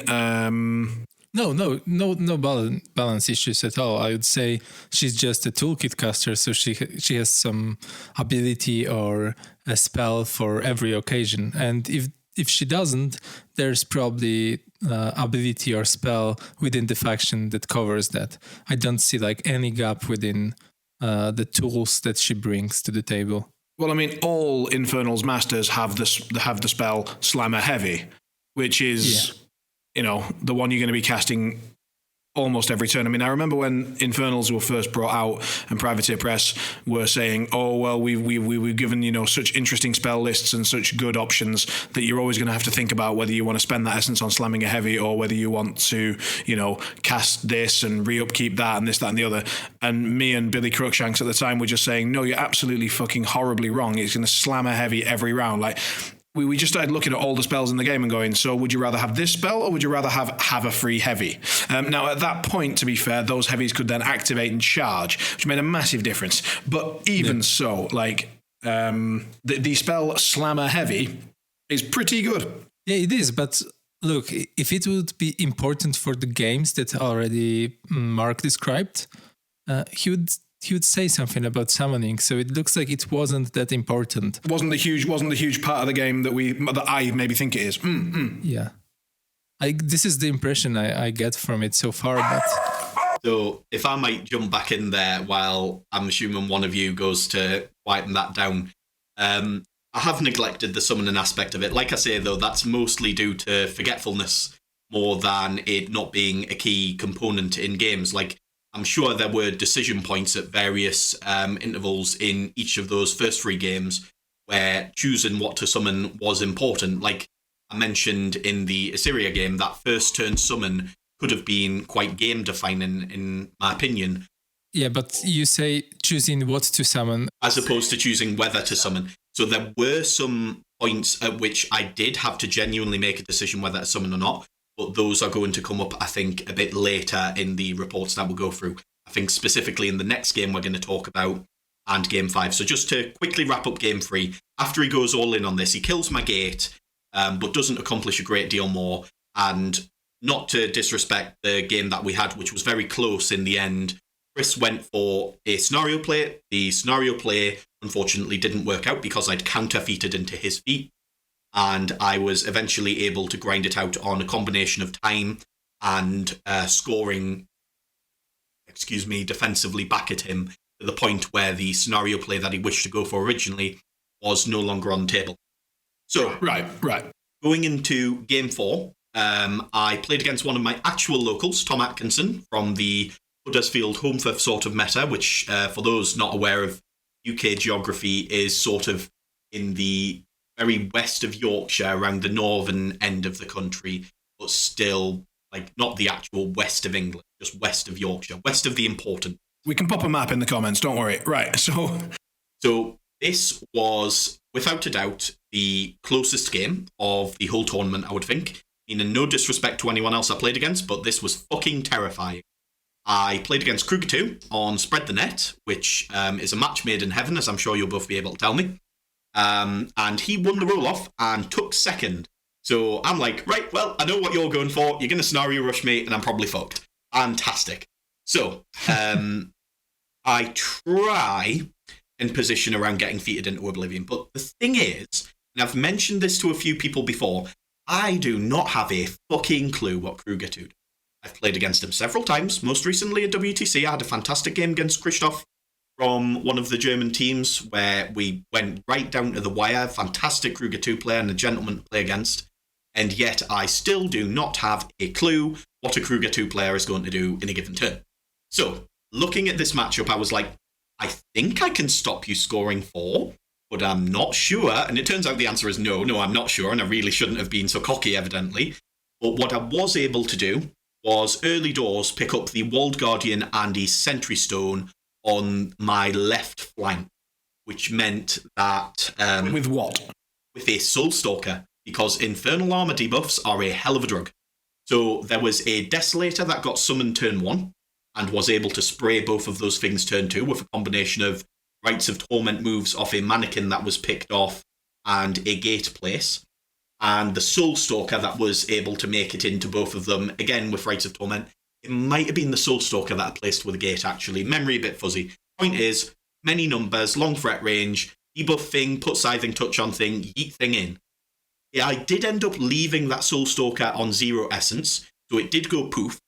That may have been a mistake, it may not have been. I really wanted that Sentry Stone dead, because I was very worried about it targeting some of the important support that we've discussed, like my cultists. In hindsight, it was probably the wrong play to try and go for it. It wasn't going to do a great deal, and it had already taken a fair chunk of boxes from the spray anyway. I should have just focused on the heavy, but sometimes when you new to a faction, you make mistakes. So Tom exploits this by going, right, I'm going to score 4 at you. So I'm like, well, fuck it, do that, I've probably lost, haven't I? So he's going to score the center zone because he's going to unpick the sort of brick that I've assembled there with some TKs and then push everything with his feet. He's going to score his Warjack zone quite trivially because I've not put anything in there that he can't easily remove. He's going to contest my flag, which I've put an Umbral Guardian on, or just shoot it at death. And he's going to score his flag, of course, which again, haven't really bothered to contest. And then he's going to score my Warjack zone, because I've only really put a Tormentor in there. which was definitely a mistake. I definitely should have went for less of a bias towards one side of the board, and I fucked up my summoning on that turn. I should have put a Soul Stalker in that zone instead of having a second Tormentor near it, because a Stealthed Heavy is a lot harder for Kruger without a Mistspeaker to deal with than a non-Stealth Heavy. So I definitely made a mistake on my summoning there. A Soul Stalker would definitely have been the right call, in my opinion, and that was borne out over the course of the game with the work that Tormentor did and was able to threaten, as opposed to what a Soul Stalker would have been able to do. But fortunately, the fact that my faction is relatively new and has some surprising angles meant that I got to get one up on Tom. So he pushes everything out, he's all ready to score 4, and then he makes the foolish mistake of taking an attack that he doesn't need to take. He takes a spray attack with a mannequin against a Tormentor just to try and get some chip damage on it. And I go, cool, Umbral Guardian in the zone. He realizes, he's like, fuck. Because instead of scoring 4 and putting me in a really untenable position where I have to both score 2 back at him, which is a very difficult task. I do accomplish it, but it's difficult. But also stop him scoring 3 in the subsequent turn. So I've got to keep that central zone full of stuff that won't just die randomly. And I've burned all my Umbrals here at this point because I had to use another one to keep something in the center zone safe from a walled word. I couldn't tell you exactly what. I was not in a position where I could survive another big push to just shove me off scenario. So instead, he ended up having to score 4 in his next turn to win, which he couldn't do. And by that point, the Infernals train is well and truly rolling. He's already lost a heavy. He's committed walled words to my flag, so I'm able to kill them, which is very important because Zaateroth... When we say getting the Infernals train rolling, we just mean slapping a heavy every turn. Yes, we do. Apologies. Right. Okay, that's fine. So again, it's a game where there's not really too much of a thought process at this point, because what I'm about to say is walled words were really threatening to me. Like, I have a caster who wants to keep an upkeep on themselves all the time, and I can put stealth on that caster. But at the end of the day, those walled words with TK access, which they will always have pretty much, still threaten 14 inches, which is a long way. And if Zaateroth is on 0 transfers with no umbrals, she will die. So I was having to waste valuable clock time thinking, if I summon, am I just dead?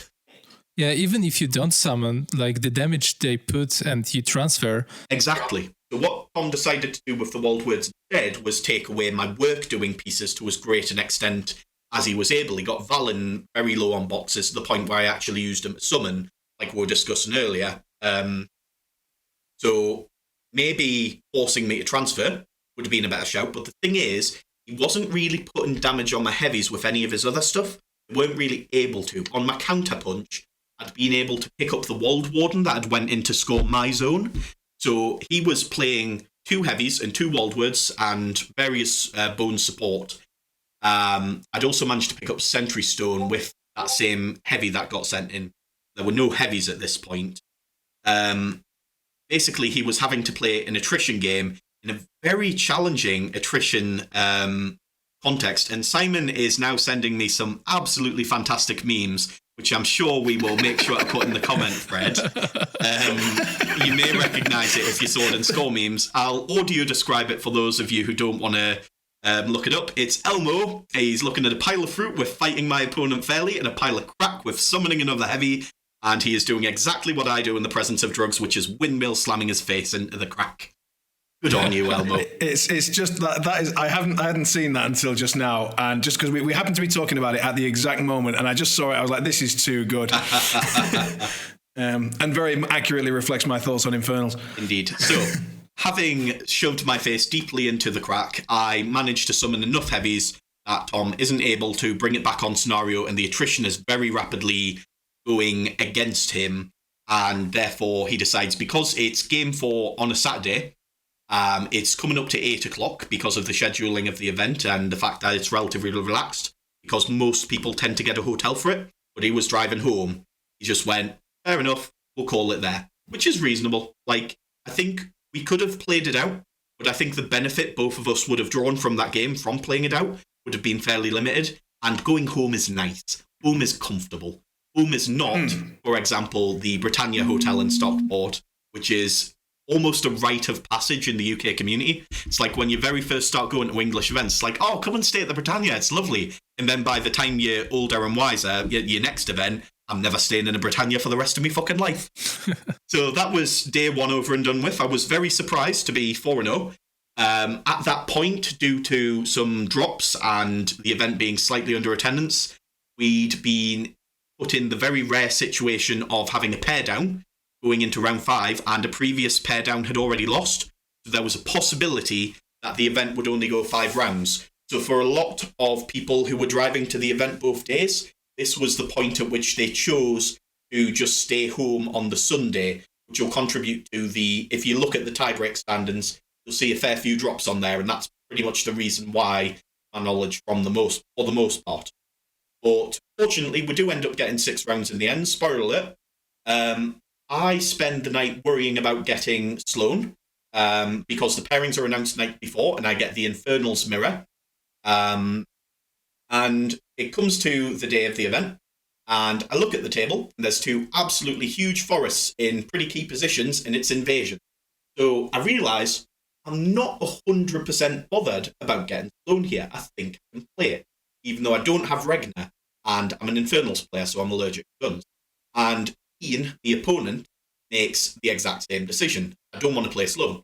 He also didn't think it was wise to play Agathon into me because of having a unit of crows in his list. That would have been pretty sad against Long Shadow and Umbrals, and also me having access to Arcane Vortex. We talked after the game, and I felt that it was a mistake overall because of the amount of pressure that Agathon puts on my backline support.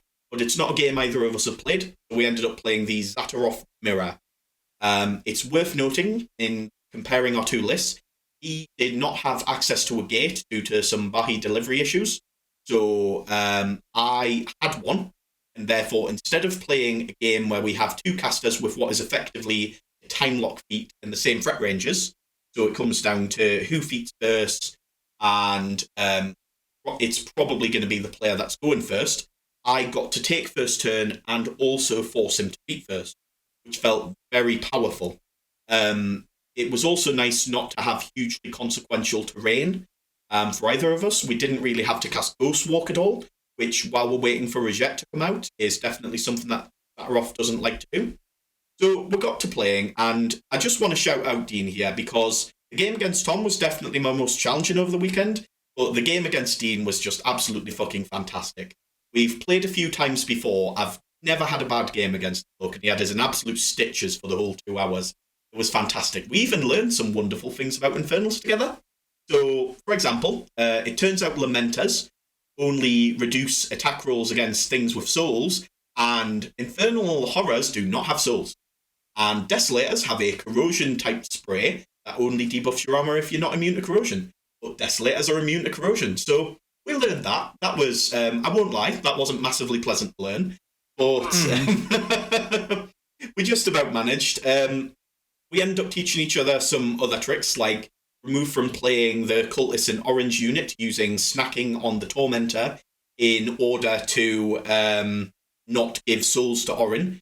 We also did something, some of your viewers may remember the War Machine Weekender finals at York in March, where we ended up with a Dreamer mirror match, and to save time, the 2 players basically just, whenever they'd kill a phantasm, they'd sort of turn it around, and it'd become their phantasm, just to save on time, and because neither of them were really that bothered. Ian and I ended up doing something very similar with stuff like tokens, heavies, because we of course had limited access to heavies due to stock issues. So like, he only had 1 Tormentor, so I'm like, you can just have mine. And then when I killed his Tormentor, it's like, can I just summon this? And as well, for just tokens, it's like, I'm going to put Scything Touch on this, but I'm not going to put a token down, because it's going to go and kill your thing with Scything Touch on it, and then take the token for its own. Like I say, we're just having a laugh. It wasn't the most super serious game in the world. But yeah, just a tremendously fun experience for being that sort of game, even at the semi-finals level at a major tournament. And I think it's the mark of a really great War Machine player when they can just go, I know it's up here, I know this is an important game, but I'm still going to treat this like any other game. We're going to chill and we're going to have a bit of fun, because it was the better game for it. But what ended up actually happening was, on his feat turn, due to the amount of rerolls I had, and a bit of a brave play where my Umbral Guardian failed to finish off a limp and heavy, so I put my Desolator into it as well and compromised my right flank a bit. I was able to put myself 4 heavies to 1 and feet on him.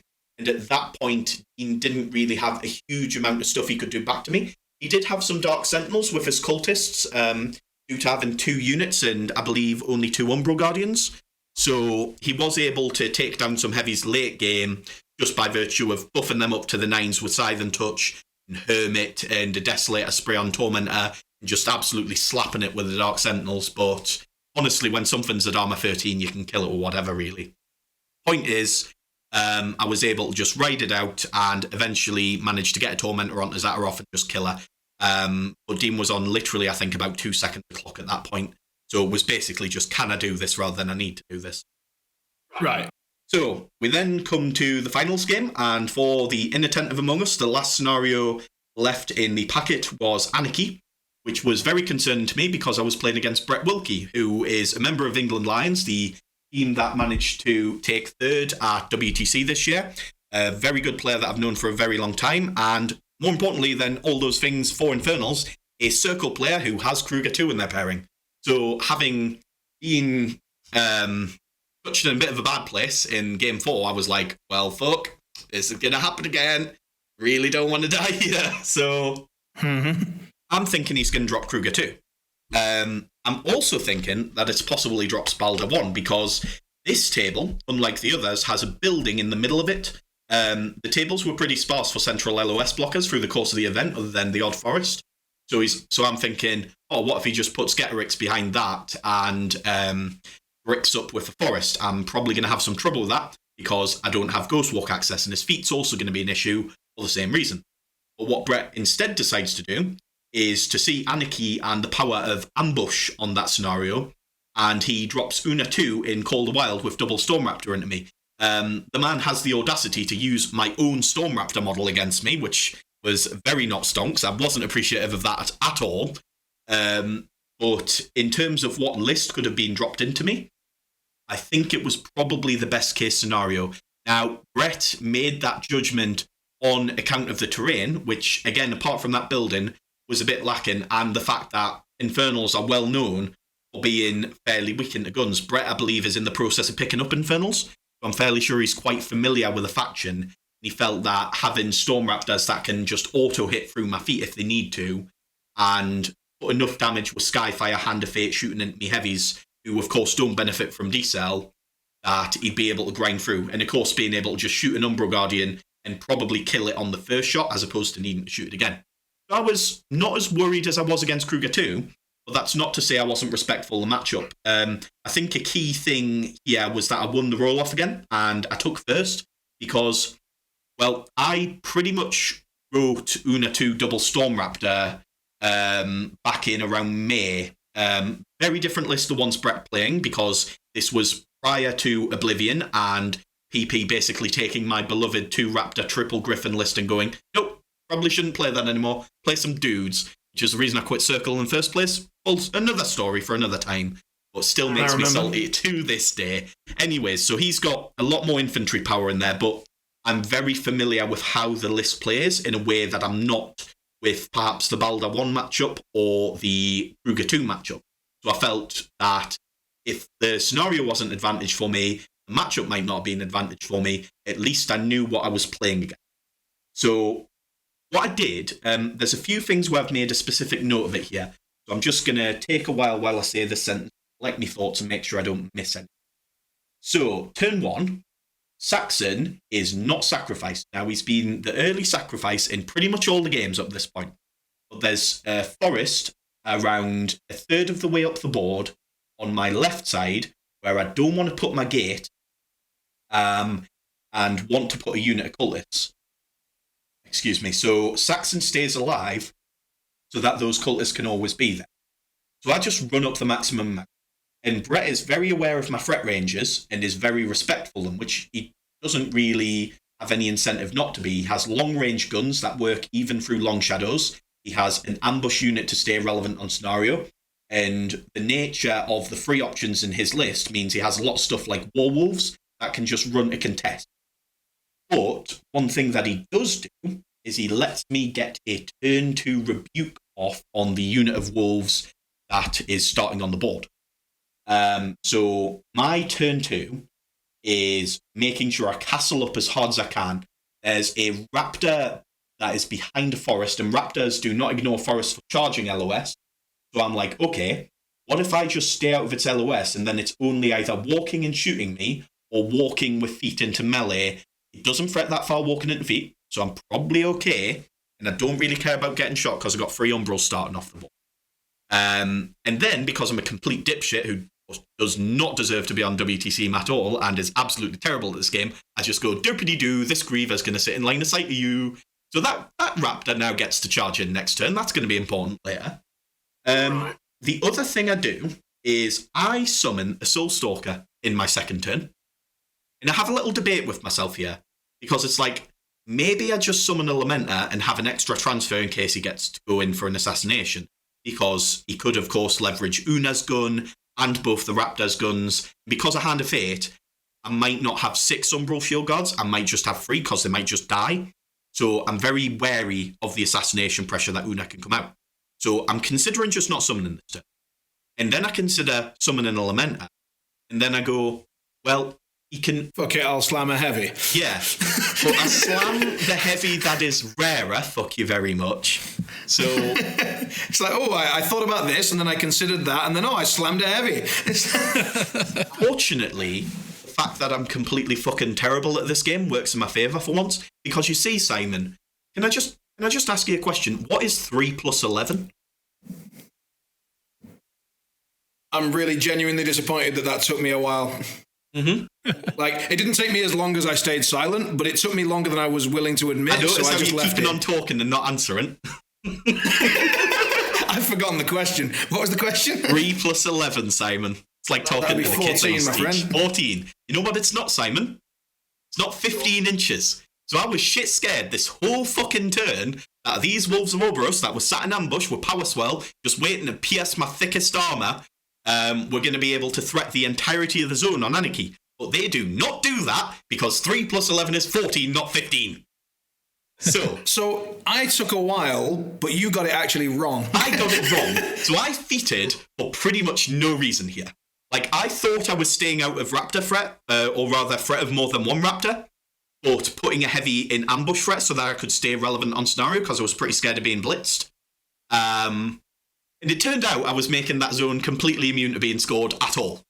So it's like, okay then. Well, that worked out in my favour. So what Brett decides to do is to cannily exploit me Griever mistake and charge it so that it gets melee range to the Desolator that I'd summoned turn 1. He also has a Tormentor that he can go on with the other Raptor, which has Hand of Fate.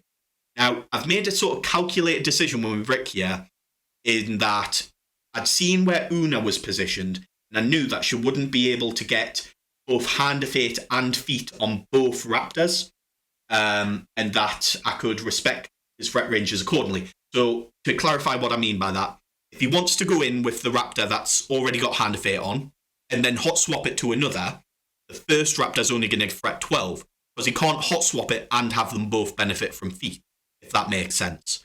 So I can not necessarily be pressured as much by his pieces as I would necessarily be if I was okay. If I was not okay with him going in without Hand of Fate.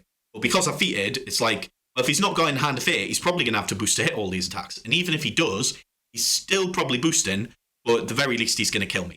So he comes in, and what happens is, he kills the Tormentor, which is completely realistic, but he ambushes the Wolves of Orboros on the flank where my gate is. And his goal is to try and just smash me on that side of the board and leave the Soulstalker that I've summoned on the other side of the board to twiddle its thumbs. But what ends up happening is he kills that one Tormentor, but the Raptor that does it is in threat range of the Soulstalker that I'd summoned over on the right. And then the other Raptor comes in, and because it's boosting to hit and not boosting damage, it doesn't actually kill the Desolator before maxing out. So I'm like, okay, got more resources than I was expecting to here.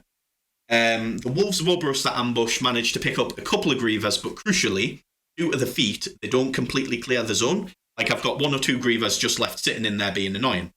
So it's like, right, well, because my foreboding is contesting your flag and you haven't been really able to get at it because it's hiding behind the aforementioned house, you're not actually scoring any CPs, which is quite good for me.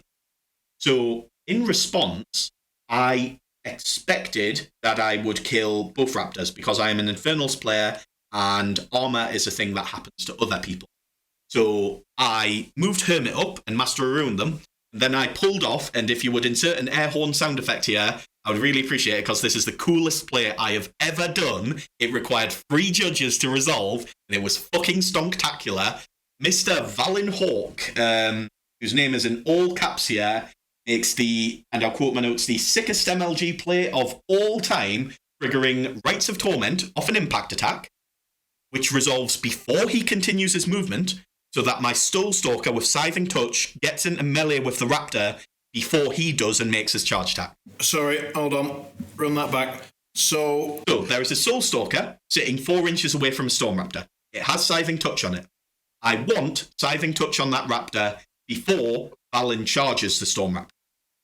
I do not have a good opportunity to trigger Road to War before this. Understood. So the impact needed to trigger the Rites of Torment so that Soulstalker could apply this Scything Touch, and that does apply prior to the charge attack being made. Indeed. So, I mean, all that for 2 extra points of damage, but I thought I was a fucking genius when I pulled that off, Simon. So I'm going to brag about it here, and you can all suck one if you don't like it. It was an amazing play. So, the problem here is that because I've used Hermit to debuff debuff the Raptor's armor, my heavies are also pretty low armor, and Plasma Nimbus is a thing. So one of the benefits of not Call the Wild Hunt now it's called, is that Warbeasts get to use the Animi for free. Or, well, rather for 1 less in the Storm Raptor's case, effectively for free. They both had Skyfire up. So I was taking, effectively, a POW 14 hit, and on one of the Raptors it had Hand of Fate, so it was a POW 14 Hand of Fate hit, every time I hit it. So for the heavies that had been fairly dinged up by the Storm Raptors charging in, it was actually quite scary. So what ended up happening was Zaateroth went very low on Essence that turn, again considered not summoning in order to allocate Essence to my heavies and also to help with healing them. So the goal there was to mean that the cultists that I had nearby were able to heal those heavies before they activated, so that when they were taking these Plasma Nimbus hits, it wouldn't be completely crippling. In the end, I still ended up losing a heavy to Plasma Nimbus. It came really, really close on a few of the rolls, but I just had to make sure he didn't spike enough that my Scythe and Touch heavy stayed alive long enough to keep applying its debuff. Unfortunately, it did. Especially nice was the fact that I did not, in fact, have to charge in with Saxon to use Dismember, which was something I was anticipating having to do. So at the end of this turn, I managed to score a point. I also managed to pick off the unit attachments for both Wolves of Orboros units, which means that they lose Power Swell as their mini-feat. So he now has an army of Power 9 models, admittedly with CMA, to deal with my heavies. He also has Una's gun, but I still have 3 Umbro Guardians in the tank. And I'm 1 ahead. And next turn, unless he absolutely twats me back on attrition, I am going to score 4. So, to cut a long story short, Brett tries to get me in a bit of a bind because I'm a bit lower on clock than I would have liked by this point. I think I'm in about 25 minutes after my turn 2 my turn 3, sorry, because it's been such a big turn, because I had a lot of threat ranges to measure in the previous turn, and getting that undamaged Soulstalker from the right flank to the first Raptor required a lot of measuring to get around this building without having to cast Ghost Wall. I was a bit low on clock, but I was confident I could just take it out in the next turn, and Brett, unfortunately, isn't really able to stop me from doing that. I think the moment at which the game just seals in my favour is the Reeve Hunter tries to clear the right-hand zone of a couple of cultists, ends up proccing an Umbro Guardian, and I'm just like, well, cool, that Umbro Guardian's going to sit in the zone. Can you kill it? Can you fuck? And at that point, Brett sees the writing on the wall, and in the interest of us all going home early, he generously decides to concede the game, and then I do a win. Well, that's very, very good. And what you mentioned that there was once again, congratulations. There was mentioning of prize support and so on. What did you get for your glorious victory? So it wasn't just my glorious victory that got me stuff. There was also an incredibly generously stocked raffle. I think, all told, I ended up with a Grimkin Army box, an Infernals Army box, ironically enough, a Con exclusive Zal 2, the one with a thick ass booty, Femme Fatale Mechanithrol, what's the other one? A War Machine and Hordes cover art from Prime shirt, something else, a random Umbro Guardian, and some Crix model that I honestly can't remember. It's probably still in my little baggie downstairs where I put all my stuff, but the prize support was absolutely phenomenal. I'm honestly racking my brains right now, because I'm sure I've forgotten something else that I won over the course of that. And other people were winning more. Like, there were prizes for a lot of stuff. Painting competition was very, very tight for a start. Like, there were a lot of very good-looking entries, not like including Brett's army, which I think actually won it overall. Or was it a joint win? I can't remember. Point is, those categories were also as generously supported on the prize front as the tactical one, like first, second, third, wooden spoon, all that sort of normal stuff. So yeah, some of Brett's painting is absolutely astonishing. That's absolutely gorgeous. He does a great job on it. Yeah, like very well stocked for prize support was the event. Marvelous. All right, Tomasz, do you have the dates and location and stuff for Boosted Con handy to you at all, or do you remember them? Yeah, of course. It's 29th of November in Zabrze, so Zabrze, and it's the weekend, so 3 days from Friday to Sunday. And where can people find out more if they want to have a look? Is it on a page? Which page is it on? I can't remember. You can just search through Facebook events for BoostedCon 2019, or go to Quali Geeks website and go to BoostedCon tab. Perfect. And Mark, are you taking your newly won ticket to that, or? I will 100% be taking it. We're currently trying to get as many of England Knights heading over as possible. Don't know how many of us are going to be able to make the trip as of yet, but you'll definitely see me there. I'm very much looking forward to it. Very, very affordable convention, like not just for being in Poland. Simon's done a great job of keeping prices down, and I'm very much looking forward to seeing everybody who I've grown friends with in the EU community over the past few years. It's going to be a great con. Perfect. Well, I'm hoping that it goes very, very well, and that all of the EU Masters ticket winners and so on get there and have a great tournament. That's a great idea that was originally hosted in the city where I currently live, and now has moved over to Boosted Con. So I hope the tradition continues, because I definitely support it as a concept and as a tournament. That's fantastic. So you're not yet convinced to come? It's unlikely. I don't think I'll be playing this year. Comment section, you know what you're doing. You're convincing Simon to come to Boosted Con. I expect the best of you. Everyone spam him in Discord. Do it. We can do this. Oh yeah, we'll do a fundraiser. I've got a possibility to go to York as a judge, maybe. So that's also another one under consideration. But anyway, non-War Machine related. Once again, I am going to be on Twitch. So if you enjoy me chatting shit, then you can come and do it on a different platform. But this time with computer games instead of Little Toy Soldiers. I'm going to be doing all sorts of stuff. So puzzle games, single player run-throughs, my more competitive side, obviously. So at the moment, that's sort of channeled into Dota Underlords, MOBAs, stuff like that. But also some co-op stuff. So anything and everything, really. And that's going to be probably, it's not 100%, but it's probably going to be Monday to Thursday. I want to say 8 till 11 European time, so 7 till 10 for the Brits out there. And it would be absolutely amazing. So even if perhaps this year I don't manage to attend any or many War Machine events, it really would be a crying shame to not keep in touch with some of you. So please do, if you get the chance, jump on. Feel free to harass me. Backseat gaming is very much encouraged, and tell me what I'm doing wrong. All right, who knows? Right, that's all from me. Mark, any last-minute requests, shout-outs, comments, etc.? I'd like to give a last-minute shout-out to War Machine Weekender, as you mentioned, coming up in York the weekend of November. I want to say the 8th, 9th and 10th. There we go. So it's recently moved toward a more defined 3-day format compared to the last time we ran it, where events start at about mid-afternoon on the Friday and continue right the way through to Sunday, including the 2-day Masters run over Saturday and Sunday. Definitely the single most affordable event in the UK in terms of the discounts we've managed to secure on the hotel by just booking the whole place out. So it's 100% Wargamers in there. We get the event ticket and food for all the days. I think food for Saturday, Sunday off the top of my head, and your actual ticket to every game that's played there, be it War Machine, board game, and what have you, comes to about £100 total.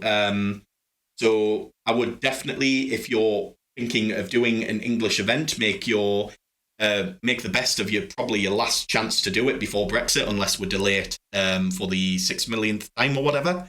But I would definitely consider going if you're interested in a lovely event to cap off the end of the competitive season for this year. Couldn't agree more. Last year it was absolutely fantastic. Atmosphere, venue, organisation, everything. Last year? Are you getting a bit old there, pal? Do you remember when the last one was? No idea. It was in March, fella. It's not even that long ago. You see, this is what happens. He's getting old. This is why he has to retire. Let's be honest, we're just dividing years by WTC. Yeah. I mean, you were following the calendar year. Don't be ridiculous. The year runs from September to September. Absolutely, mate. Absolutely. You're showing how casual you are. Right. So that's all from me, folks. Anything from you, Tomasz? Oh, yes, because after Battle Report section, usually Simon is congratulating our guests, and all I get to say is, yep, in the background. I wanted to use this opportunity to congratulate you, Mark. It's a big achievement to win with Infernals without full release in Shark Tank meta that England is. I appreciate that, Tomasz. Thank you very much. You see, he has to wait for like 2 hours to finally get to, to say something. I managed to shut him down constantly for the entire time. Well, I feel it was worth the wait. All right, guys. So thank you very much for listening. Hope you're well. Catch you soon. Yep. See you. See you.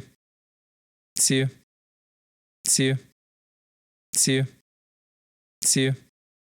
See you. See you. See you.